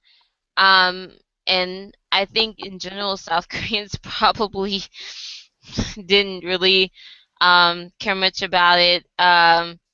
Or, well, I mean, I'm sure they did care about it, but I don't think it was a big deal over there as it was in some places here. I saw online where people were, kind of outraged, and because the book was very popular before it became a movie, which was, you know, like right away. Um, and with that said, I highly recommend The Martian if you have a weekend or two to spare at the movie theater. It's a nice a nice popcorn movie. I greatly recommend seeing it in 3D if you are going to see it. And um, that was my birthday weekend. Was seeing The Martian and then seeing Big Bang Live. Um, is there anything that anybody wants to bring up before we close everything out? Um, Anything personally that anybody wants to say about K-pop or Korean culture, or just about their weekends, or anything in particular? No, I'm good. Kiara? She had to leave. Oh, I always miss when people leave because I always click You don't out. look at your chat. God. God, sorry. Peek behind the uh, curtain. but she's laughing at wherever she is. She's laughing at Trudy with us. Okay. Um. Finally, I just want to again, um, hand clap for Haley. Thank you for joining us. I hope we have many more podcasts with you. Thank It you. was truly a pleasure having you with us. And yes, hopefully from here on out, we can have a semi-regular schedule. Um, now that I'm back in the land of the living, and have some more goodies for you guys, including um, the audio from I'm Pretty Rap Star episode 1, and also my video diary of Big Bang made in New Jersey. So look out for that on our Twitter. And also, Tim, if you would like to do the rest, that would be great. All right, thank you for joining another episode of Not Your Average Netizens. Please check out our website, notyouraveragenetizens.squarespace.com. We also have a Tumblr that Shannon mostly is all over. That is notyouraveragenetizens.tumblr.com. We're on Facebook, facebook.com/notyouraveragenetizens. If you are listening to the show on iTunes, thank you for subscribing to us. It really does mean a lot. If you could rate and comment, that would be wonderful. If you like we've said, if you leave a comment, we do read them. I want to read them on the air, but I did post the last ones in a screenshot on Twitter, and I think it got retweeted. So we are looking, and thank you so much, you guys, for listening and subscribing. It really does mean a lot. If you're listening to us on SoundCloud, thank you as well, and please comment there. If you want to find us on either of them, soundcloud.com/notyouraveragenetizens, or on iTunes, you can search for Not Your Average Netizens. If you have any comments, questions, concerns, topics that you would like us to hit that we haven't hit, you can email us directly at notyouraveragenetizens@gmail.com. And last but not least, you can find us on Twitter, NYA Netizens. Thank you, Murda, you do that like a pro. All right, so thank you again. Thank you guys for joining us, and we are out. Thank you. Bye, Bye. everyone. Bye.